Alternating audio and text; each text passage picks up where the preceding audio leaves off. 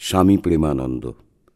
হুগলি জেলার অন্তপাতি আটপুর গ্রামে বহু ব্রাহ্মণ ও কায়স্থের বাস। তাহাদের মধ্যে ঘোষ ও মিত্র বংশের বিশেষ প্রতিপত্তি। স্বামী প্রেমানন্দের পিতা শ্রীযুক্ত তারাপদ ঘোষ এবং মাতা শ্রীমতী মাতঙ্গিনী যথাক্রমে ঘোষ ও মিত্র বংশে জন্মগ্রহণ করেন। বিবাহের পর ইঁহারা কৃষ্ণভাবিনী নাম্নী একটি কন্যার মুখদর্শন করেন এবং পরে তুলসীরাম, বাবুরাম ও শান্তিরাম নামক তিনটি পুত্র মাতঙ্গিনীর ক্রোড় অলঙ্কৃত করেন। মধ্যম পুত্র বাবুরামই আমাদের স্বামী প্রেমানন্দ। ইঁহার জন্মকাল 1268 বঙ্গাব্দের 26শে অগ্রহায়ণ, 1861 খ্রিস্টাব্দের 10ই ডিসেম্বর, মঙ্গলবার রাত্রি 11:55, চান্দ্র অগ্রহায়ণ, শুক্লা নবমী তিথি। বাবুরামের জন্মগ্রহণের কিঞ্চিত পূর্বে কিংবা ওই বৎসরই তারাপদ ঘোষ মহাশয় স্বীয় দুহিতা কৃষ্ণভাবিনীকে উড়িষ্যার কোঠারের জমিদার শ্রীযুক্ত বলরাম বসু মহাশয়ের হস্তে অর্পণ করেন এবং বাবুরামের জন্মের কয়েক বৎসর পরেই স্বর্গারোহণ করেন। বাবুরাম ছিলেন বড় বংশের বড় আদরের দুলাল, কিন্তু তিনি যে সাধারণ সংসারী জীব নহেন, ইহা অতি শৈশবকাল হইতেই তাহার জীবনে পরিস্ফুট হইয়া উঠিয়াছিল। কেহ যদি তাহাকে বিবাহের কথা বলিয়া বিরক্ত করিত, তিনি অমনি অর্ধস্ফুট ভাষায় বলিয়া উঠিতেন, না, বিয়ে দিও না, মরে যাব, মরে যাব।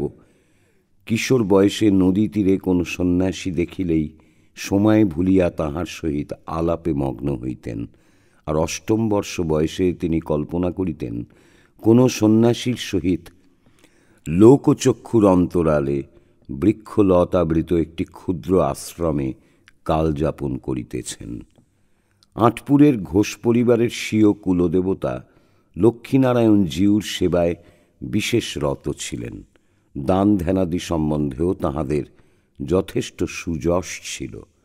এই ধর্মপরায়ণ পরিবারের পবিত্র আবহাওয়ার মধ্যে বাবুরাম শৈশব ও বাল্যের কিয়দংশ অতিবাহিত করিয়া অতঃপর গ্রাম্য পাঠশালায় অধ্যয়ন সমাপনান্তে উচ্চতর শিক্ষা লাভের জন্য কলকাতায় আগমনপূর্বক চোরবাগানে স্বীয় ক্ষুল্লতাত শ্রীযুক্ত গুরুচরণ ঘোষ মহাশয়ের গৃহে বাস করিতে থাকেন। অনন্তর তাহাদের বাসস্থান কম্বুলিয়া টোলায় স্থানান্তরিত হয়। বাবুরাম প্রথমে এরিয়ান স্কুলে এবং পরে মেট্রোপলিটন ইনস্টিটিউশনের শ্যামপুকুর শাখায় ভর্তি হন। দ্বিতীয় বিদ্যালয়ে কথামৃত প্রণেতা শ্রীরামকৃষ্ণগত প্রাণ মাস্টার মহাশয় প্রধান শিক্ষক ছিলেন। তিনি যুগাবতারের প্রবল আকর্ষণে তাহার চরণে জীবন সমর্পণ করিয়াই মাত্র ক্ষান্ত ছিলেন না, সুযোগ অনুযায়ী বিদ্যালয়ের ছাত্রদের নিকটও শ্রীরামকৃষ্ণ প্রসঙ্গ করিতেন এবং ভক্তিমান কাহাকে কাহাকেও দক্ষিণেশ্বরে উপস্থিত করিতেন। বাবুরাম এইরূপেই মাস্টার মহাশয়ের সঙ্গে যাইয়া শ্রীরামকৃষ্ণের প্রথম দর্শন লাভ করেন। পরবর্তীকালে একদা মাস্টার মহাশয় বেলুর মঠে আসিলে বাবুরাম মহারাজ তাহার পার্শ্বে বসিয়া ঠাকুরের কথা বলিতে বলিতে অকস্মাৎ তাহার দিকে অঙ্গুলি নির্দেশ করিয়া উপস্থিত সকলকে জানাইলেন, এই তো এঁরই কৃপায় জীবন ধন্য হয়ে গেল। ইনি যদি ঠাকুরের কাছে না নিয়ে যেতেন তাহলে কি ঠাকুরের কৃপা পেতুম? মাস্টার মহাশয় কিন্তু ততোধিক বিনীতভাবে আপত্তি জানাইলেন, ওসব কি বলা হচ্ছে, শুদ্ধ সত্য ঠাকুরের অন্তরঙ্গ তিনি টেনে নিয়েছিলেন। অবশ্য জোড়াসাঁকোর এক হরিসভায় ইত্যপূর্বেই বাবুরাম একদিন দৈবক্রমে শ্রীরামকৃষ্ণের দর্শন পাইয়াছিলেন। ঠাকুর সেখানে শ্রীমদ্ ভাগবত শুনিতে গিয়াছিলেন, কিন্তু বাবুরাম তখন জানিতেন না যে ইনি দক্ষিণেশ্বরের পরমহংসদেব, যদিও তিনি জ্যেষ্ঠ ভ্রাতা শ্রীযুক্ত তুলসীরামের নিকট পূর্বেই শুনিয়াছিলেন দক্ষিণেশ্বরে একজন সাধু আছেন, যাহার শ্রী গৌরাঙ্গের মতো মুহুর মুহুর ভাব সমাধি হয়। আবার বাবুরামের দক্ষিণেশ্বরে গমনের পূর্বেই তাহার ভগ্নিপতি শ্রীযুক্ত বলরাম বসু শ্রীরামকৃষ্ণ পদে আত্মসমর্পণ করিয়াছিলেন। সুতরাং বলরামের পরিবারে ঠাকুরের কথা অবিদিত ছিল না। বাবুরামের দক্ষিণেশ্বর গমনের পর এই সূত্রগুলি ক্রমেই আত্মপ্রকাশ করিয়া তাহাকে আরও সবলে আকর্ষণ করিতে লাগিল। ঠাকুরের মানসপুত্র রাখাল যদিও বাবুরামের সহিত একই বিদ্যালয়ে অধ্যয়ন করিতেন এবং উভয়ের বেশ হৃদ্যতাও ছিল, তথাপি বাবুরামের অজ্ঞাত সারেই তিনি দক্ষিণেশ্বরে যাতায়াত করিতেন। শ্রীরামকৃষ্ণের সহিত পরিচয়ের পরে বাবুরাম ইহা অবগত হইলেন। তদবধি উভয়ে শ্রীরামকৃষ্ণ প্রসঙ্গে বহুকাল অতিবাহিত করিতেন এবং অনেক সময় একই সঙ্গে দক্ষিণেশ্বরে যাইতেন। দক্ষিণেশ্বরে প্রথম মিলন দিবসেই ঠাকুর বাবুরামকে সস্নেহে আপন জনের ন্যায় গ্রহণ করিয়াছিলেন। বাবুরামের সুঠাম সুকোমল দেহ, উজ্জ্বল গৌরবর্ণ ও ভক্তচিত সুবিনীত আচরণ প্রভৃতি সদ্গুণ দর্শনে তাহার চিনিতে বাকি রহিল না যে মা যাহাদিগকে ঈশ্বরকোটি বলিয়া নির্দেশ করিয়াছেন, ইনি তাহাদেরই অন্যতম। বাবুরামের অঙ্গপ্রত্যঙ্গাদি নিরীক্ষণের ফলেও তাহার এই ধারণাই বদ্ধমূল হইল। কারণ শ্রীমতী শ্রীরাধিকার অংশে যাহার জন্ম, তিনি এইরূপ সর্বপ্রকার সুলক্ষণ সম্পন্নই হইয়া থাকেন। সর্বশেষে যখন জানিলেন যে তিনি ভক্তপ্রবর বলরামের নিকট আত্মীয় এবং শ্রীমতীরই অংশে জাত কৃষ্ণভাবিনী ঠাকুরানীর ভ্রাতা, তখন আর তাহার আনন্দের অবধি রহিল না। বাবুরামও দক্ষিণেশ্বরে যেন স্বীয় শৈশব স্বপ্নকে বাস্তবে পরিণত দেখিতে পাইলেন। এই তো শৈশবের স্বপ্নানুরূপ পূত সলীলা সাগরবাহিনী সুরধুনি, সেই নির্জন পঞ্চবটী এবং তৎসংলগ্ন বহু তপস্যাপূত সাধন ভূমি কি মনোরম, কি নিস্তব্ধ! আর এই তো সেই পরব্রহ্মে লীন লোকাতীত চরিত্র পরমহংস শ্রীরামকৃষ্ণ। প্রথম মিলনের ৩-৪ দিন পরেই ঠাকুরের ভক্ত রামদয়াল চক্রবর্তী মহাশয়ের সহিত বাগবাজারে দেখা হইলে তিনি বাবুরামকে জানাইলেন যে ঠাকুর তাহাকে ডাকিয়াছেন। দেব মানবের অপ্রাকৃত প্রেমের সহিত অপরিচিত বাবুরাম সবিস্ময়ে প্রশ্ন করিলেন, আমায় ডেকেছেন কেন? এই প্রশ্নের উত্তর তিনি তখনই পান নাই, কিন্তু পরে দক্ষিণেশ্বরে গমনান্তে নরেন্দ্রের যখন ঠাকুরের আকুলতা দেখিয়া অলৌকিক প্রেম যে কি বস্তু তাহার কিঞ্চিত আভাস পাইলেন।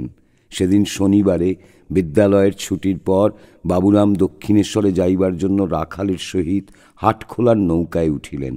ভক্ত রামদয়ালবাবু একই উদ্দেশ্যে সেই সময় সেখানে উপস্থিত হইয়া তাঁহাদের দলে যোগ দিলেন। রাস্তায় রাখাল বাবুরামকে জিজ্ঞাসা করিলেন, রাত্রে দক্ষিণেশ্বরে থাকবে কি? তখনও দক্ষিণেশ্বর সম্বন্ধে পরিষ্কার ধারণা না হয় বাবুরাম প্রতি প্রশ্ন করিলেন, সেখানে থাকবার জায়গা হবে কি? রাখাল সব জানিয়াও একটু বোধহয় রহস্য করিয়াই বলিলেন, হয়তো হয়ে যাবে। আবার প্রশ্ন হইল, রাত্রে খাবারের কি হবে? রাখাল উত্তর দিলেন, যেমন করে হোক হয়ে যাবে। দক্ষিণেশ্বরে তাহারা যখন পৌঁছিলেন তখন দিনমণি পশ্চিম দিংমণ্ডল রক্তোজ্জ্বল করিয়া অস্তগামী হইয়াছেন। সন্ধ্যার শেষ আলোকে মন্দিরগুলি অপূর্ব শোভায় শোভিত হইয়াছে। ওই সাক্ষাৎকারের কথা বাবুরাম সম্মুখে বর্ণনা করিয়াছেন। ঠাকুরের ঘরে আসিয়া শুনিলাম তিনি মন্দিরে জগদম্বাকে দর্শন করিতে গিয়াছেন। স্বামী ব্রহ্মানন্দ আমাদিগকে ওই স্থানে অপেক্ষা করিতে বলিয়া তাহাকে আনয়ন করিবার জন্য মন্দিরাভিমুখে চলিয়া গেলেন এবং কিছুক্ষণ পরেই তাহাকে অতি সন্তর্পণে ধারণ করিয়া এখানটায় সিঁড়ি উঠিতে হইবে, এখানটায় নামিতে হইবে ইত্যাদি বলিতে বলিতে লইয়া আসিতেছেন দেখিতে পাইলাম। ইতঃপূর্বে তাহার ভাববিভোর হইয়া বাহ্যজ্ঞান হারাইবার কথা শ্রবণ করিয়াছিলাম। এই জন্য ঠাকুরকে এখন ওই রূপে মাতালের মতো টলিতে টলিতে আসিতে দেখিয়া বুঝিলাম তিনি ভাবাবেশে রহিয়াছেন। ওই রূপে গৃহে প্রবেশ করিয়া তিনি ছোট তক্তপোষখানির উপর উপবিশন করিলেন এবং অল্পক্ষণ পরে প্রকৃতিস্থ হইয়া পরিচয় জিজ্ঞাসান্তে আমার মুখ ও হস্তপদাদির লক্ষণ পরীক্ষায় প্রবৃত্ত হইলেন। কনুই হইতে অঙ্গুলি পর্যন্ত আমার হাতখানির ওজন পরীক্ষা করিবার জন্য কিছুক্ষণ নিজ হস্তে ধারণ করিয়া বলিলেন, বেশ। ওইরূপে কি বুঝিলেন তিনিই জানেন। উহার পরে রামদয়ালবাবুকে শ্রীযুক্ত নরেন্দ্রের শারীরিক কল্যাণের বিষয়ে জিজ্ঞাসা করিলেন এবং তিনি ভালো আছেন জানিয়া বলিলেন, সে অনেক দিন এখানে আসে নাই, তাহাকে দেখিতে বড় ইচ্ছা হইয়াছে, একবার আসিতে বলিও।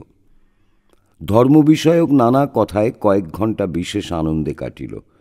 ক্রমে 10টা বাজিবার পরে আমরা আহার করিলাম এবং ঠাকুরের ঘরের পূর্ব দিকে উঠানের উত্তরে যে বারান্দা আছে তথায় শয়ন করিলাম। ঠাকুর এবং ব্রহ্মানন্দ স্বামীর জন্য ঘরের ভিতরই শয্যা প্রস্তুত হইল। শয়ন করিবার পরে 1 ঘণ্টাকাল অতীত হইতে না হইতে ঠাকুর পরিধেয় বস্ত্রখানি বালকের ন্যায় বগলে ধারণ করিয়া ঘরের বাহিরে আমাদিগের শয্যা পার্শ্বে উপস্থিত হইয়া রামদয়ালবাবুকে সম্বোধন করিয়া বলিলেন, ওগো ঘুমুলে? আমরা উভয় শশব্যস্তে শয্যায় উঠিয়া বসিলাম এবং বলিলাম, আগে না। উহা শুনিয়া বলিলেন, দেখো, নরেন্দ্রের জন্য প্রাণের ভিতরটা যেন গামছা নিংড়াবার মতো জোরে মোচড় দিচ্ছে। তাকে একবার দেখা করে যেতে বলো। সে শুদ্ধ সত্যগুণের আধার, সাক্ষাৎ নারায়ণ। তাহাকে মাঝে মাঝে না দেখলে থাকিতে পারি না। সে রাত্রে ঠাকুরের সেই ভাবের কিছুমাত্র উপশম হইল না। আমাদিগের বিশ্রামের অভাব হইতেছে বুঝিয়া মধ্যে মধ্যে কিছুক্ষণের জন্য নিজ শয্যায় যাইয়া শয়ন করিলেও পরক্ষণেই ওই কথা ভুলিয়া আমাদিগের নিকট পুনরায় আগমনপূর্বক নরেন্দ্রের গুণের কথা এবং তাহাকে না দেখিয়া তাহার প্রাণে যে দারুণ যন্ত্রণা উপস্থিত হইয়াছে তাহা সকরুণভাবে ব্যক্ত করিতে লাগিলেন। তাহার ঐরূপ কাতরতা দেখিয়া আমি ভাবিতে লাগিলাম, ইহার কি অদ্ভুত ভালোবাসা, এবং যাহার জন্য ইনি ঐরূপ করিতেছেন সে ব্যক্তি কি কঠোর। সেই রাত্রি ঐরূপে আমাদিগের অতিবাহিত হইয়াছিল। মনে রাখিতে হইবে, নরেন্দ্রের সহিত বাবুরামের তখনও পরিচয় হয় নাই। পরদিন সকালবেলা বাবুরাম শ্রীরামকৃষ্ণকে দেখিলেন। অতি সুস্থ সহজ একজন মানুষ। রাত্রিবেলার সেই চঞ্চলতা, সেই আকুলতা, সেই গামছা নিংড়ানো ব্যথা নাই। ভীষণ ঝড়ের পরে সমুদ্রবক্ষ যেমন শান্ত স্থির হয়, তেমনি প্রশান্ত বদনে ঠাকুর সম্মুখে উপস্থিত। অতঃপর তাঁহার আদেশে বাবুরাম কিয়ৎক্ষণ পঞ্চবটিতে কাটাইয়া ঠাকুরকে এবং কালী মন্দিরাদিতে প্রণামান্তে সেদিনকার মতো বিদায় লইলেন। ইহার পর যেদিন তিনি দক্ষিণেশ্বরে উপস্থিত হইলেন সেদিন রবিবার। কয়েকজন ভক্ত ঠাকুরের সম্মুখে বসিয়া কথাবার্তা বলিতেছেন। শ্রীরামকৃষ্ণ তাহাকে দেখিয়া সাদরে কহিলেন, বেশ হয়েছে তুমি এসেছ, পঞ্চবটির দিকে যাও। সেখানে তারা চড়ুই ভাতি করছে, নরেনও এসেছে, গিয়ে তার সঙ্গে কথা বলো। পঞ্চবটির নিকটে গিয়া তিনি দেখিলেন রাখাল সেখানে বসিয়া আছেন, এতদ ব্যতীত অপর যুবক ভক্ত রহিয়াছেন। নরেন্দ্রের গুণাবলী তিনি পূর্বেই শ্রবণ করিয়াছিলেন। আজ বাঞ্ছিত জনকে অতি নিকটে পাইয়া আনন্দে আত্মহারা হইলেন।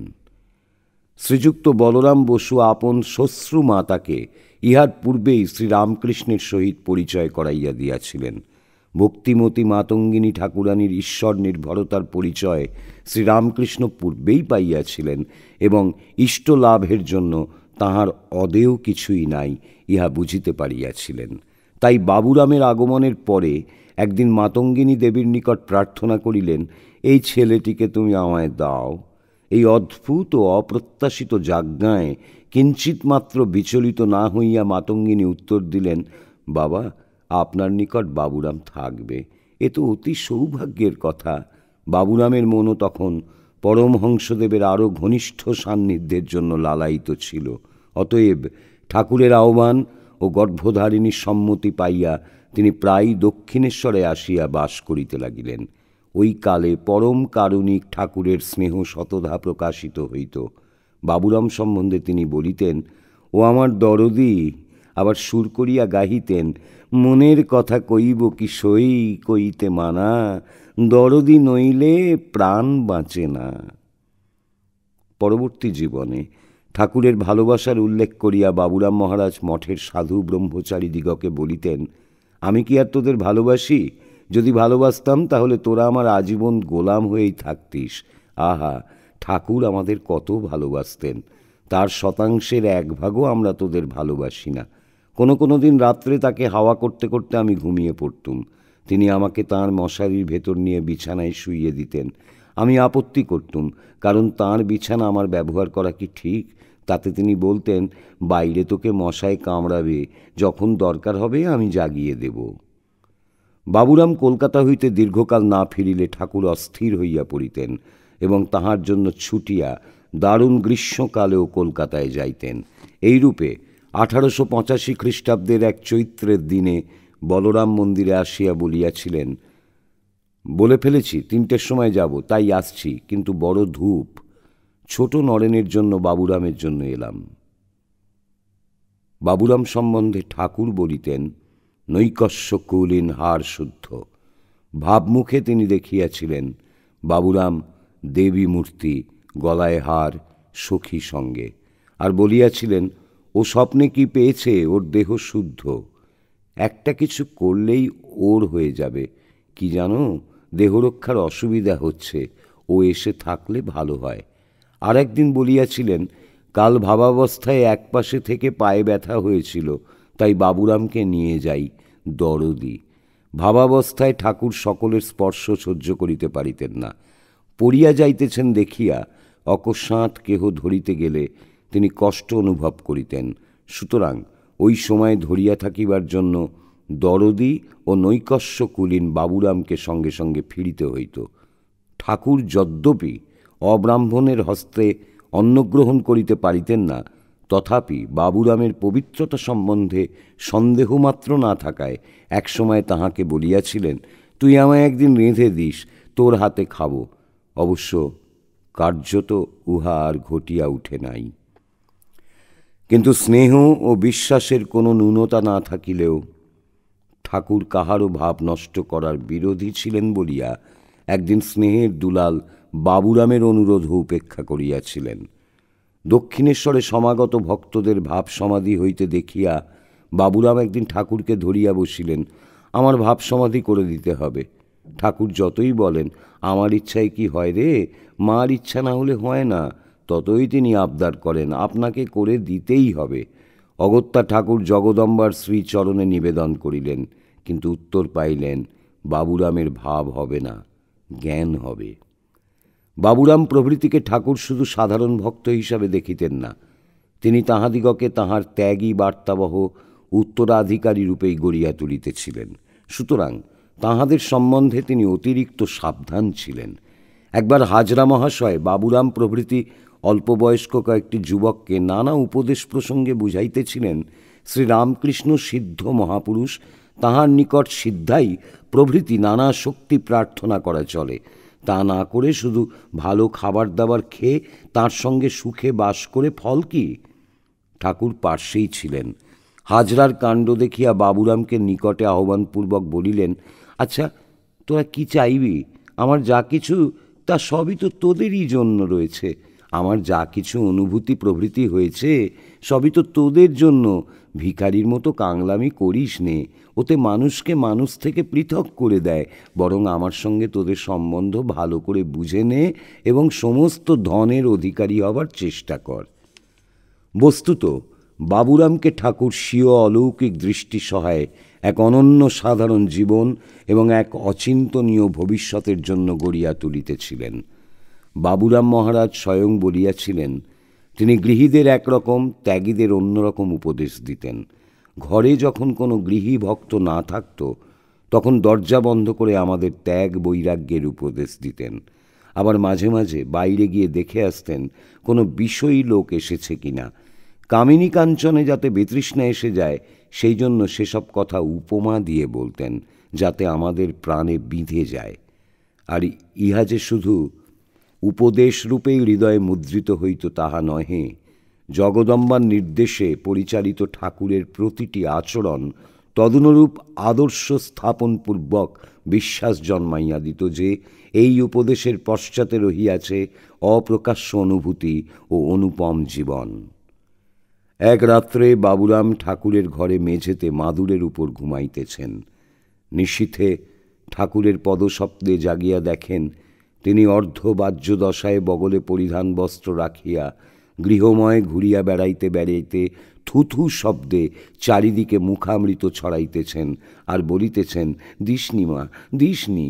মা যেন ধামা পুড়িয়া নাম যশ লইয়া তাহাকে দিতে আসিয়াছেন, আর তিনি উত্ত্যক্ত শিশুর ন্যায় মিনতি মিশ্রিত ত্রাস ভরে বলিতেছেন, দিসনি মা, দিসনি।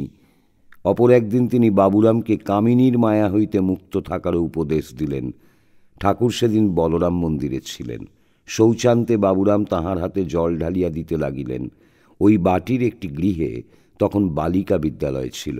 বাবুরাম যখন ওই কার্যে ব্যাপৃত আছেন, তখন একটি বালিকা স্বীয় অঞ্চল ধরিয়া উহাতে আবদ্ধ একটি চাবির গুচ্ছকে সশব্দে বনবন করিয়া ঘুরাইতেছিল।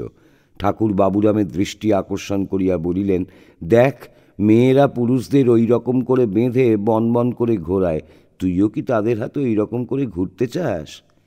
এই বিষয়ে দ্বিতীয় ঘটনাটিও সমভাবে শিক্ষাপ্রদ। তখনও বাবুরাম মাস্টার মহাশয়ের বিদ্যালয়ের ছাত্র। মাস্টার মহাশয় শামপুকুরে থাকিতেন। সেবারে কলকাতায় বিসূচিকার প্রকোপ হইলে তাহার বাটিতে ওই রোগ প্রবেশ করিল। বাবুরাম প্রভৃতি ছাত্রেরা তখন বাটির মধ্যে রোগীদের দেখিতে যাইতেন।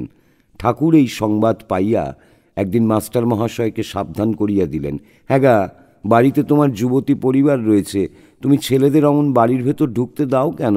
মাস্টার মহাশয় জানাইলেন যে উহারা তাহার ছাত্র, সুতরাং দোষ নাই। ঠাকুর তদুত্তরে নীরব না থাকিয়া ওই সাবধানবাণী পুনর্বার উচ্চারণ করিলেন। মাস্টার মহাশয় হয়তো তখনও বুঝিতে পারেন নাই যে ঠাকুর সেদিন সাধারণ ছাত্র ও শিক্ষকের সম্বন্ধ অবলম্বনে কথা কইতেছিলেন না, তিনি তাহার চিহ্নিত ত্যাগী সন্তানের কঠোর সাধনার প্রতি দৃষ্টি নিবদ্ধ রাখিয়াছিলেন। বাবুরামের বয়স তখন আনুমানিক 23 বৎসর হইবে। এই সকল বিষয়সুলভ দুর্বলতা হইতে বাবুরামকে পক্ষী মাতার ন্যায় স্বীয় পক্ষপুটে সর্বদা রক্ষা করিলেও ঠাকুর স্বীয় সন্তানের অন্তর্নিহিত প্রেমকে সংকুচিত না করিয়া বরং সুনির্ধারিত প্রণালীতে বিবিধরূপে বিকাশের পথেই লইয়া যাইতেছিলেন। তাই ভোগ্যবস্তু হইতে তাহাকে সতর্কভাবে দূরে আকর্ষণ করিলেও ভক্ত সেবায় সর্বদা উৎসাহিত করিতেন। বাবুরাম মহারাজ পরে একদা বলিয়াছিলেন, দক্ষিণেশ্বরে দেখেছি ঠাকুরের কাছে কোনো ভক্ত উপস্থিত হলে তিনি তাকে কতভাবে আপ্যায়িত করতেন। বলতেন, পান খাবেন? পান না খেলে জিজ্ঞাসা করতেন, তামাক খাবেন? আমাদেরও তাই অভ্যাস হয়ে গেছে। এই ভক্ত সেবার ভাব বাবুরাম মহারাজ উত্তরাধিকার সূত্রে পূর্ণ মাত্রায় পাইয়াছিলেন। ইহার নিদর্শন আমরা যথাস্থানে পাইব। বাবুরাম মেধাবী ছাত্র ছিলেন না। বিশেষত শ্রীরামকৃষ্ণের সান্নিধ্য লাভের পর ধর্মভাব বিশেষ উদ্দীপিত হওয়ায় বিদ্যালয় হইতে মন অনেকটা উঠিয়া গিয়াছিল। অতএব তিনি প্রবেশিকা পরীক্ষায় 1885 খ্রিস্টাব্দে উত্তীর্ণ হইতে পারিলেন না। পরীক্ষার ফল প্রকাশিত হইবার কয়েকদিন পরে বৈকুণ্ঠনাথ সান্যাল সহ বাবুরাম দক্ষিণেশ্বরে ঠাকুরের নিকট উপস্থিত হইলে কথা প্রসঙ্গে সান্যাল বলিলেন, ও পরীক্ষায় পাশ হয়নি। শুনিয়া ঠাকুর সহাস্যে বলিলেন, ভালোই তো, ও পাশ মুক্ত হল, যার জটা পাশ তার তটা পাশ। বাবুরাম হাঁপ ছাড়িয়া বাঁচিলেন, কারণ ঠাকুর যদিও জানিতেন যে বাবুরাম সংসারে জড়িত হইবেন না এবং সেই আশায় তাহাকে বৈরাগ্যেরই উপদেশ দিতেন, তথাপি আমরা যে সময়ের কথা লিখিতেছি সে সময় ওই আদর্শ বাবুরামের জীবনে তেমন পরিস্ফুট হয় নাই বলিয়াই হোক, অথবা পরে মহত্তর উদ্দেশ্য সাধিত হইবে বলিয়াই হোক, ঠাকুর তখন বাবুরামের ভাব নষ্ট না করিয়া এবং অধ্যয়নে নিরুৎসাহিত না করিয়া বরং উৎসাহই দিতেন। ওই কালে মাস্টার মহাশয়ের সহিত একদিনের কথোপকথন হইতে ইহা স্পষ্ট প্রতীত হয়। শ্রীমকে সেদিন তিনি কহিলেন, আচ্ছা, বাবুরামের কি পড়বার ইচ্ছা আছে? বাবুরামকে বললাম, তুই লোকশিক্ষার জন্য পড়। অশেষ ভাব সম্পদে সমৃদ্ধ ঠাকুরের পূর্ণ পরিচয়ে বাবুরাম তখনও পান নাই। তখনও তাহার ভয়ে ছিল যে পরীক্ষায় অনুত্তীর্ণ হওয়ায় ঠাকুর বিরক্তই হবেন। কিন্তু অদ্যকার আচরণে তাহার ফাঁড়া কাটিয়া গেল। বস্তুত অনুধাবন করিলে বাবুরাম বুঝিতে পারিতেন যে পূর্বেও ঠাকুর তাঁহার মনে বৈরাগ্য সঞ্চারের জন্য একবার এই বিষয়ে অবতারণা করিয়া বলিয়াছিলেন, তোর বই কই, পড়াশোনা করবি না? ও দুদিক চায়, বড় কঠিন পথ। একটু তাকে জানলে কি হবে? অজ্ঞান কাঁটা তুলবার জন্য জ্ঞান কাঁটা জোগাড় করতে হয়, তারপর জ্ঞান অজ্ঞানের পারে যেতে হয়। বাবুরাম, আমি ওইটি চাই। শ্রীরামকৃষ্ণ, ওরে, দুদিকে রাখলে কি তা হয়? তা যদি চাস তবে চলে আয়। বাবুরাম, আপনি নিয়ে আসুন। তুই দুর্বল, তো সাহস কম। আমি কামিনী কাঞ্চন ত্যাগী খুঁজছি, মনে করি এ বুঝি থাকবে। সকলেই এক একটা ওজর করে। দরদি বাবুরামের উপর ঠাকুর কতখানি নির্ভর করিতেন তাহার একটি সুন্দর দৃষ্টান্ত রহিয়াছে। ঠাকুর একদিন চৈতন্যলীলা অভিনয় দেখিতে যাইবেন। বাবুরামকে সঙ্গে লইলেন এবং বলিলেন, দেখ, সেখানে সমাধিস্থ হয়ে পড়লে সবাই আমার দিকে চেয়ে থাকবে আর গোলমাল করে উঠবে। আমার ওইরূপ হবার উপক্রম দেখলে অন্য বিষয়ে খুব কথা বলবি। এইরূপ ঠিক করিয়া তো অভিনয় দর্শনে গেলেন। কিন্তু যে মনের স্বাভাবিক প্রবণতা ছিল সমাধির দিকে এবং যাহাকে কৃত্রিম উপায়ে বলপূর্বক সাধারণ ভূমিতে নামাইয়া রাখিতে হইত, সে মন উদ্দীপকের সান্নিধ্য লাভ করিয়াও কিরূপে নিষ্ক্রিয় থাকিতে পারে? ফলে ঠাকুর অচিরেই সমাধিস্থ হইয়া পড়িলেন। তখন বাবুরাম নাম শুনাইতে শুনাইতে ওই মনের গতি ব্যবহারিক জগতের দিকে ফিরাইয়া আনিলেন। এইরূপ আরও কতবার ঘটিয়াছে। কিন্তু এই প্রকার বিশ্বস্ত সেবক রূপে ও পার্ষদ রূপে দক্ষিণেশ্বরে বাস ও ঠাকুরের সহিত সর্বত্র গমনাগমন ও তাঁহার স্নেহস্পর্শ লাভ করিতে থাকিলেও বাবুরাম কখনো গর্বে স্ফীত হইতেন না, বরং পরে বলিয়াছিলেন, ঠাকুরের কাছে তাঁর সেবার জন্য কোনো অপবিত্র লোক থাকতে পারত না। ঠাকুরের কৃপা না থাকলে আমিও তাঁর কাছে থাকতে পারতুম না।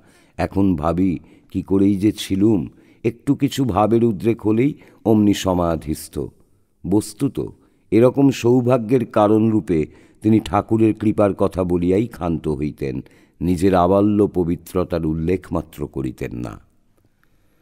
ক্রমে দক্ষিণেশ্বরের দিনগুলি নিঃশেষিত হইলে বাবুরাম ও অন্যান্য ত্যাগী যুবকদের কাশীপুরে শ্রীরামকৃষ্ণের সেবায় যোগদান, ঠাকুরের দেহত্যাগান্তে বরাহনগর মঠ স্থাপিত হইলে তথায় তাহাদের আগমন এবং তদনন্তর 1886 খ্রিস্টাব্দের ডিসেম্বর মাসে আঁটপুর হইতে প্রত্যাবর্তনের পর সন্ন্যাস গ্রহণের কথা অন্যত্র বর্ণিত হইয়াছে। সন্ন্যাসকালে ঠাকুরের বাণী স্মরণ করিয়া বাবুরামের নাম রাখা হইল স্বামী প্রেমানন্দ। বরাহনগর ও পরে আলমবাজার মঠে স্বামী প্রেমানন্দ অপর গুরু ভ্রাতাদের সহিত কঠোর তপস্যা ও শ্রীরামকৃষ্ণের স্মরণ মননে রত হইলেন। আলমবাজারে তিনি কিরূপ শ্রীরামকৃষ্ণময় হইয়া থাকিতেন তাহার কিঞ্চিত আভাস তাহাকে লিখিত স্বামী তুরীয়ানন্দের একখানি পত্রে পাওয়া যায়। তোমাকে প্রভু ভিন্ন কিছুর তো আর স্থান নাই। মনে পড়ে মঠের একদিনের কথা। সে সময় মঠ আলমবাজারে ছিল। তুমি কথাচ্ছলে সেদিন দৃষ্ট সকল পদার্থ হইতেই প্রভুর স্মৃতি জাগরিত করিতে লাগিলে। সেদিন দেখিয়াছিলাম যথাযথা দৃষ্টি যায় তথা কৃষ্ণ স্ফুরে বর্ণে বর্ণে সত্য হইয়াছিল। এমন বস্তুটি দেখিলে না যাহা হইতে প্রভুর স্মরণ না করিলে। তোমার মনে আছে কিনা জানি না, আমার কিন্তু উহা চিরদিনের জন্য হৃদয়ে বদ্ধমূল হইয়া আছে। সেদিন আমি বুঝিয়াছিলাম যে ইহারই নাম তাহাতে মগ্ন হইয়া যাওয়া। বরাহনগরের আরেকটি দিব্য ভাবধারার পরিচয় স্বামী প্রেমানন্দের পত্রে পাই। তিনি লিখিয়াছেন, আমরা বরাহনগরের মঠে একসময় পরস্পর কেবল গুণ দেখতুম, কেহ কাহারও দোষ দেখতে পেতুম না। অশেষ কল্যাণ গুণাকর শ্রী ভগবানে যাহাদের মন সতত নিমগ্ন, তাহাদের এই প্রকার আচরণই স্বাভাবিক। ভগবৎ গুণাস্বাদন নিরত তাহারা দোষ দর্শন করিবেন কখন? স্বামী প্রেমানন্দ, শারদানন্দ ও অভেদানন্দ 1887 খ্রিস্টাব্দে ঠাকুরের জন্মোৎসবের পর পদব্রজে পুরীধামে গিয়াছিলেন। সেখানে তাঁহারা এমার মঠে অবস্থানপূর্বক জগন্নাথ দেবের প্রসাদ দ্বারা শরীর ধারণ করিতেন। ওই সময় প্রেমানন্দ টাইফয়েড রোগে শয্যাগত হন। তবে গুরুভ্রাতাদের বিশেষ যত্নে অচিরে আরোগ্য লাভ করেন এবং ভুবনেশ্বর হইয়া 6 মাস পরে মঠে ফিরিয়া আসেন। জগন্নাথ ক্ষেত্র ভিন্ন অন্যান্য তীর্থেও তিনি ওই সময়ের অব্যবহিত পরেই গমন করিয়াছিলেন, কিন্তু তাহার সঠিক বা বিস্তৃত বিবরণ আমরা অবগত নহি। যতদূর জানিতে পারিয়াছি তাহাতে দেখা যায় যে 1890 খ্রিস্টাব্দের এক সময় তিনি কাশীতে ছিলেন। স্বামীজি তখন গাজীপুরে।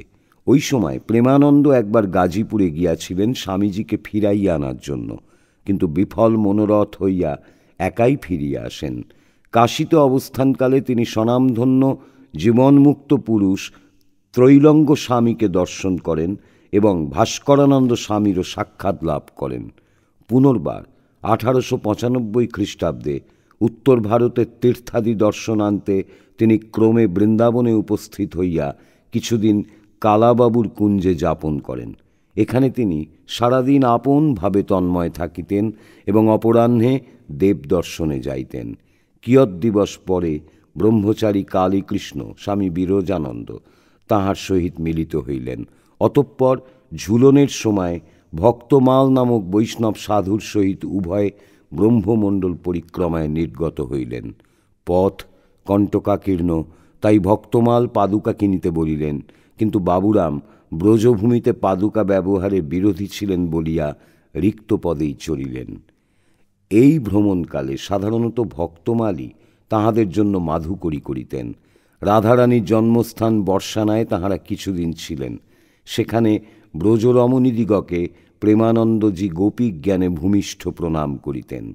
বর্ষানায় 1.5 মাস অন্যান্য স্থানে কিয়ৎ দিবস যাপনান্তে পুনঃ বৃন্দাবনে প্রত্যাবর্তনের কিয়ৎকাল পরে কালীকৃষ্ণ অসুস্থ হইয়া পড়িলেন। প্রেমানন্দ তখন তাহাকে সযত্নে এটোয়ায় স্বীয় গুরুভ্রাতা হরিপ্রসন্ন বাবু স্বামী বিজ্ঞানানন্দের নিকট চিকিৎসাদির জন্য পাঠাইয়া দিলেন এবং নিজেও কিছুদিন এটোয়ায় কাটাইয়া আসিলেন। ইতোমধ্যে সংবাদ আসিল যে আচার্য বিবেকানন্দ ভারতে ফিরিতেছেন। তপস্যার ধারা বিচ্ছিন্ন করিয়া প্রেমানন্দ ও কালীকৃষ্ণের মন যদিও অকস্মাৎ বৃন্দাবন ত্যাগে সম্মত ছিল না, তথাপি স্বদেশ প্রত্যাগামী স্বামীজির প্রবলতর আকর্ষণে তাঁহারা 1896 শেষে কলকাতায় চলিলেন। বর্ধমানে পৌঁছিয়া মাতৃভক্ত প্রেমানন্দের মনে মাতৃদর্শনের আকুলতা জাগিল। কাজেই উভয়ে জয়রামবাটি চলিলেন। সেখানে তাঁহারা প্রায় 1 পক্ষকাল ছিলেন। একদিন ভ্রমণকালে ওই গ্রামে পুষ্করিণীতে সদ্য প্রস্ফুটিত কমলরাজি দর্শনে প্রেমানন্দের মনে উহা মাতৃচরণে অর্পণের অদম্য আকাঙ্ক্ষা জাগিল এবং তিনি স্বয়ং উহা তুলিতে জলে নামিলেন, কারণ সঙ্গী ব্রহ্মচারী সাঁতার জানিতেন না। মনের সাধে পদ্ম তুলিয়া যখন তিনি তীরে উঠিলেন, তখন উভয়ে সচকিতে দেখিলেন যে 20-30টা জোঁক তাহার সর্বাঙ্গে ঝুলিতেছে। অনেক চেষ্টায় ওইগুলোকে তুলিয়া ফেলা হইল বটে, কিন্তু সর্বাঙ্গ রক্তাক্ত হইয়া গেল। শ্রী শ্রী মা তাহাকে তদবস্থ দেখিয়া খুবই বিচলিত হইলেন এবং ভবিষ্যতে যাহাতে ইহার পুনরাবৃত্তি না হয় তদ্বিষয়ে সাবধান করিয়া দিলেন। জয়রামবাটি হইতে তাহারা তারকেশ্বর দর্শনান্তে আঁটপুরে পৌঁছিলেন এবং সেখানে 2-3 দিন অবস্থানান্তে আলমবাজারে আসিয়া দেখিলেন যে 4-5 দিন পূর্বেই স্বামীজি তথায় উপস্থিত হইয়াছেন। এই সময় একটি ঘটনায় গুরুভ্রাতাদের প্রেমের সম্বন্ধ কত নিবিড় ছিল তাহার কিঞ্চিত পরিচয় পাওয়া যায়। স্বামী বিবেকানন্দ তখন নিয়ম করিয়াছিলেন, প্রত্যুষে যথাসময় যিনি শয্যাত্যাগ না করিবেন তাহাকে সেই দিন ভিক্ষান্নে উদরপূর্তি করিতে হইবে। একদিন বাবুরামের উঠিতে দেরি হইল। স্বামীজি আদেশ করিলেন, যা, তার কানের কাছে ঘণ্টা বাজিয়ায়। এইরূপ চেষ্টায় বাবুরাম উঠিলেন এবং অবস্থা বুঝিয়া কৃত অপরাধের শাস্তি গ্রহণের জন্য স্বামীজির নিকট আগমন পূর্বক বলিলেন, আজ উঠতে পারিনি, আমার জন্য সকলের অসুবিধা হয়েছে বুঝতে পারছি। তা ভাই, তুমি তো নিয়ম করেছ যে উঠতে পারবে না তার শাস্তি হবে, আমায় শাস্তি দাও।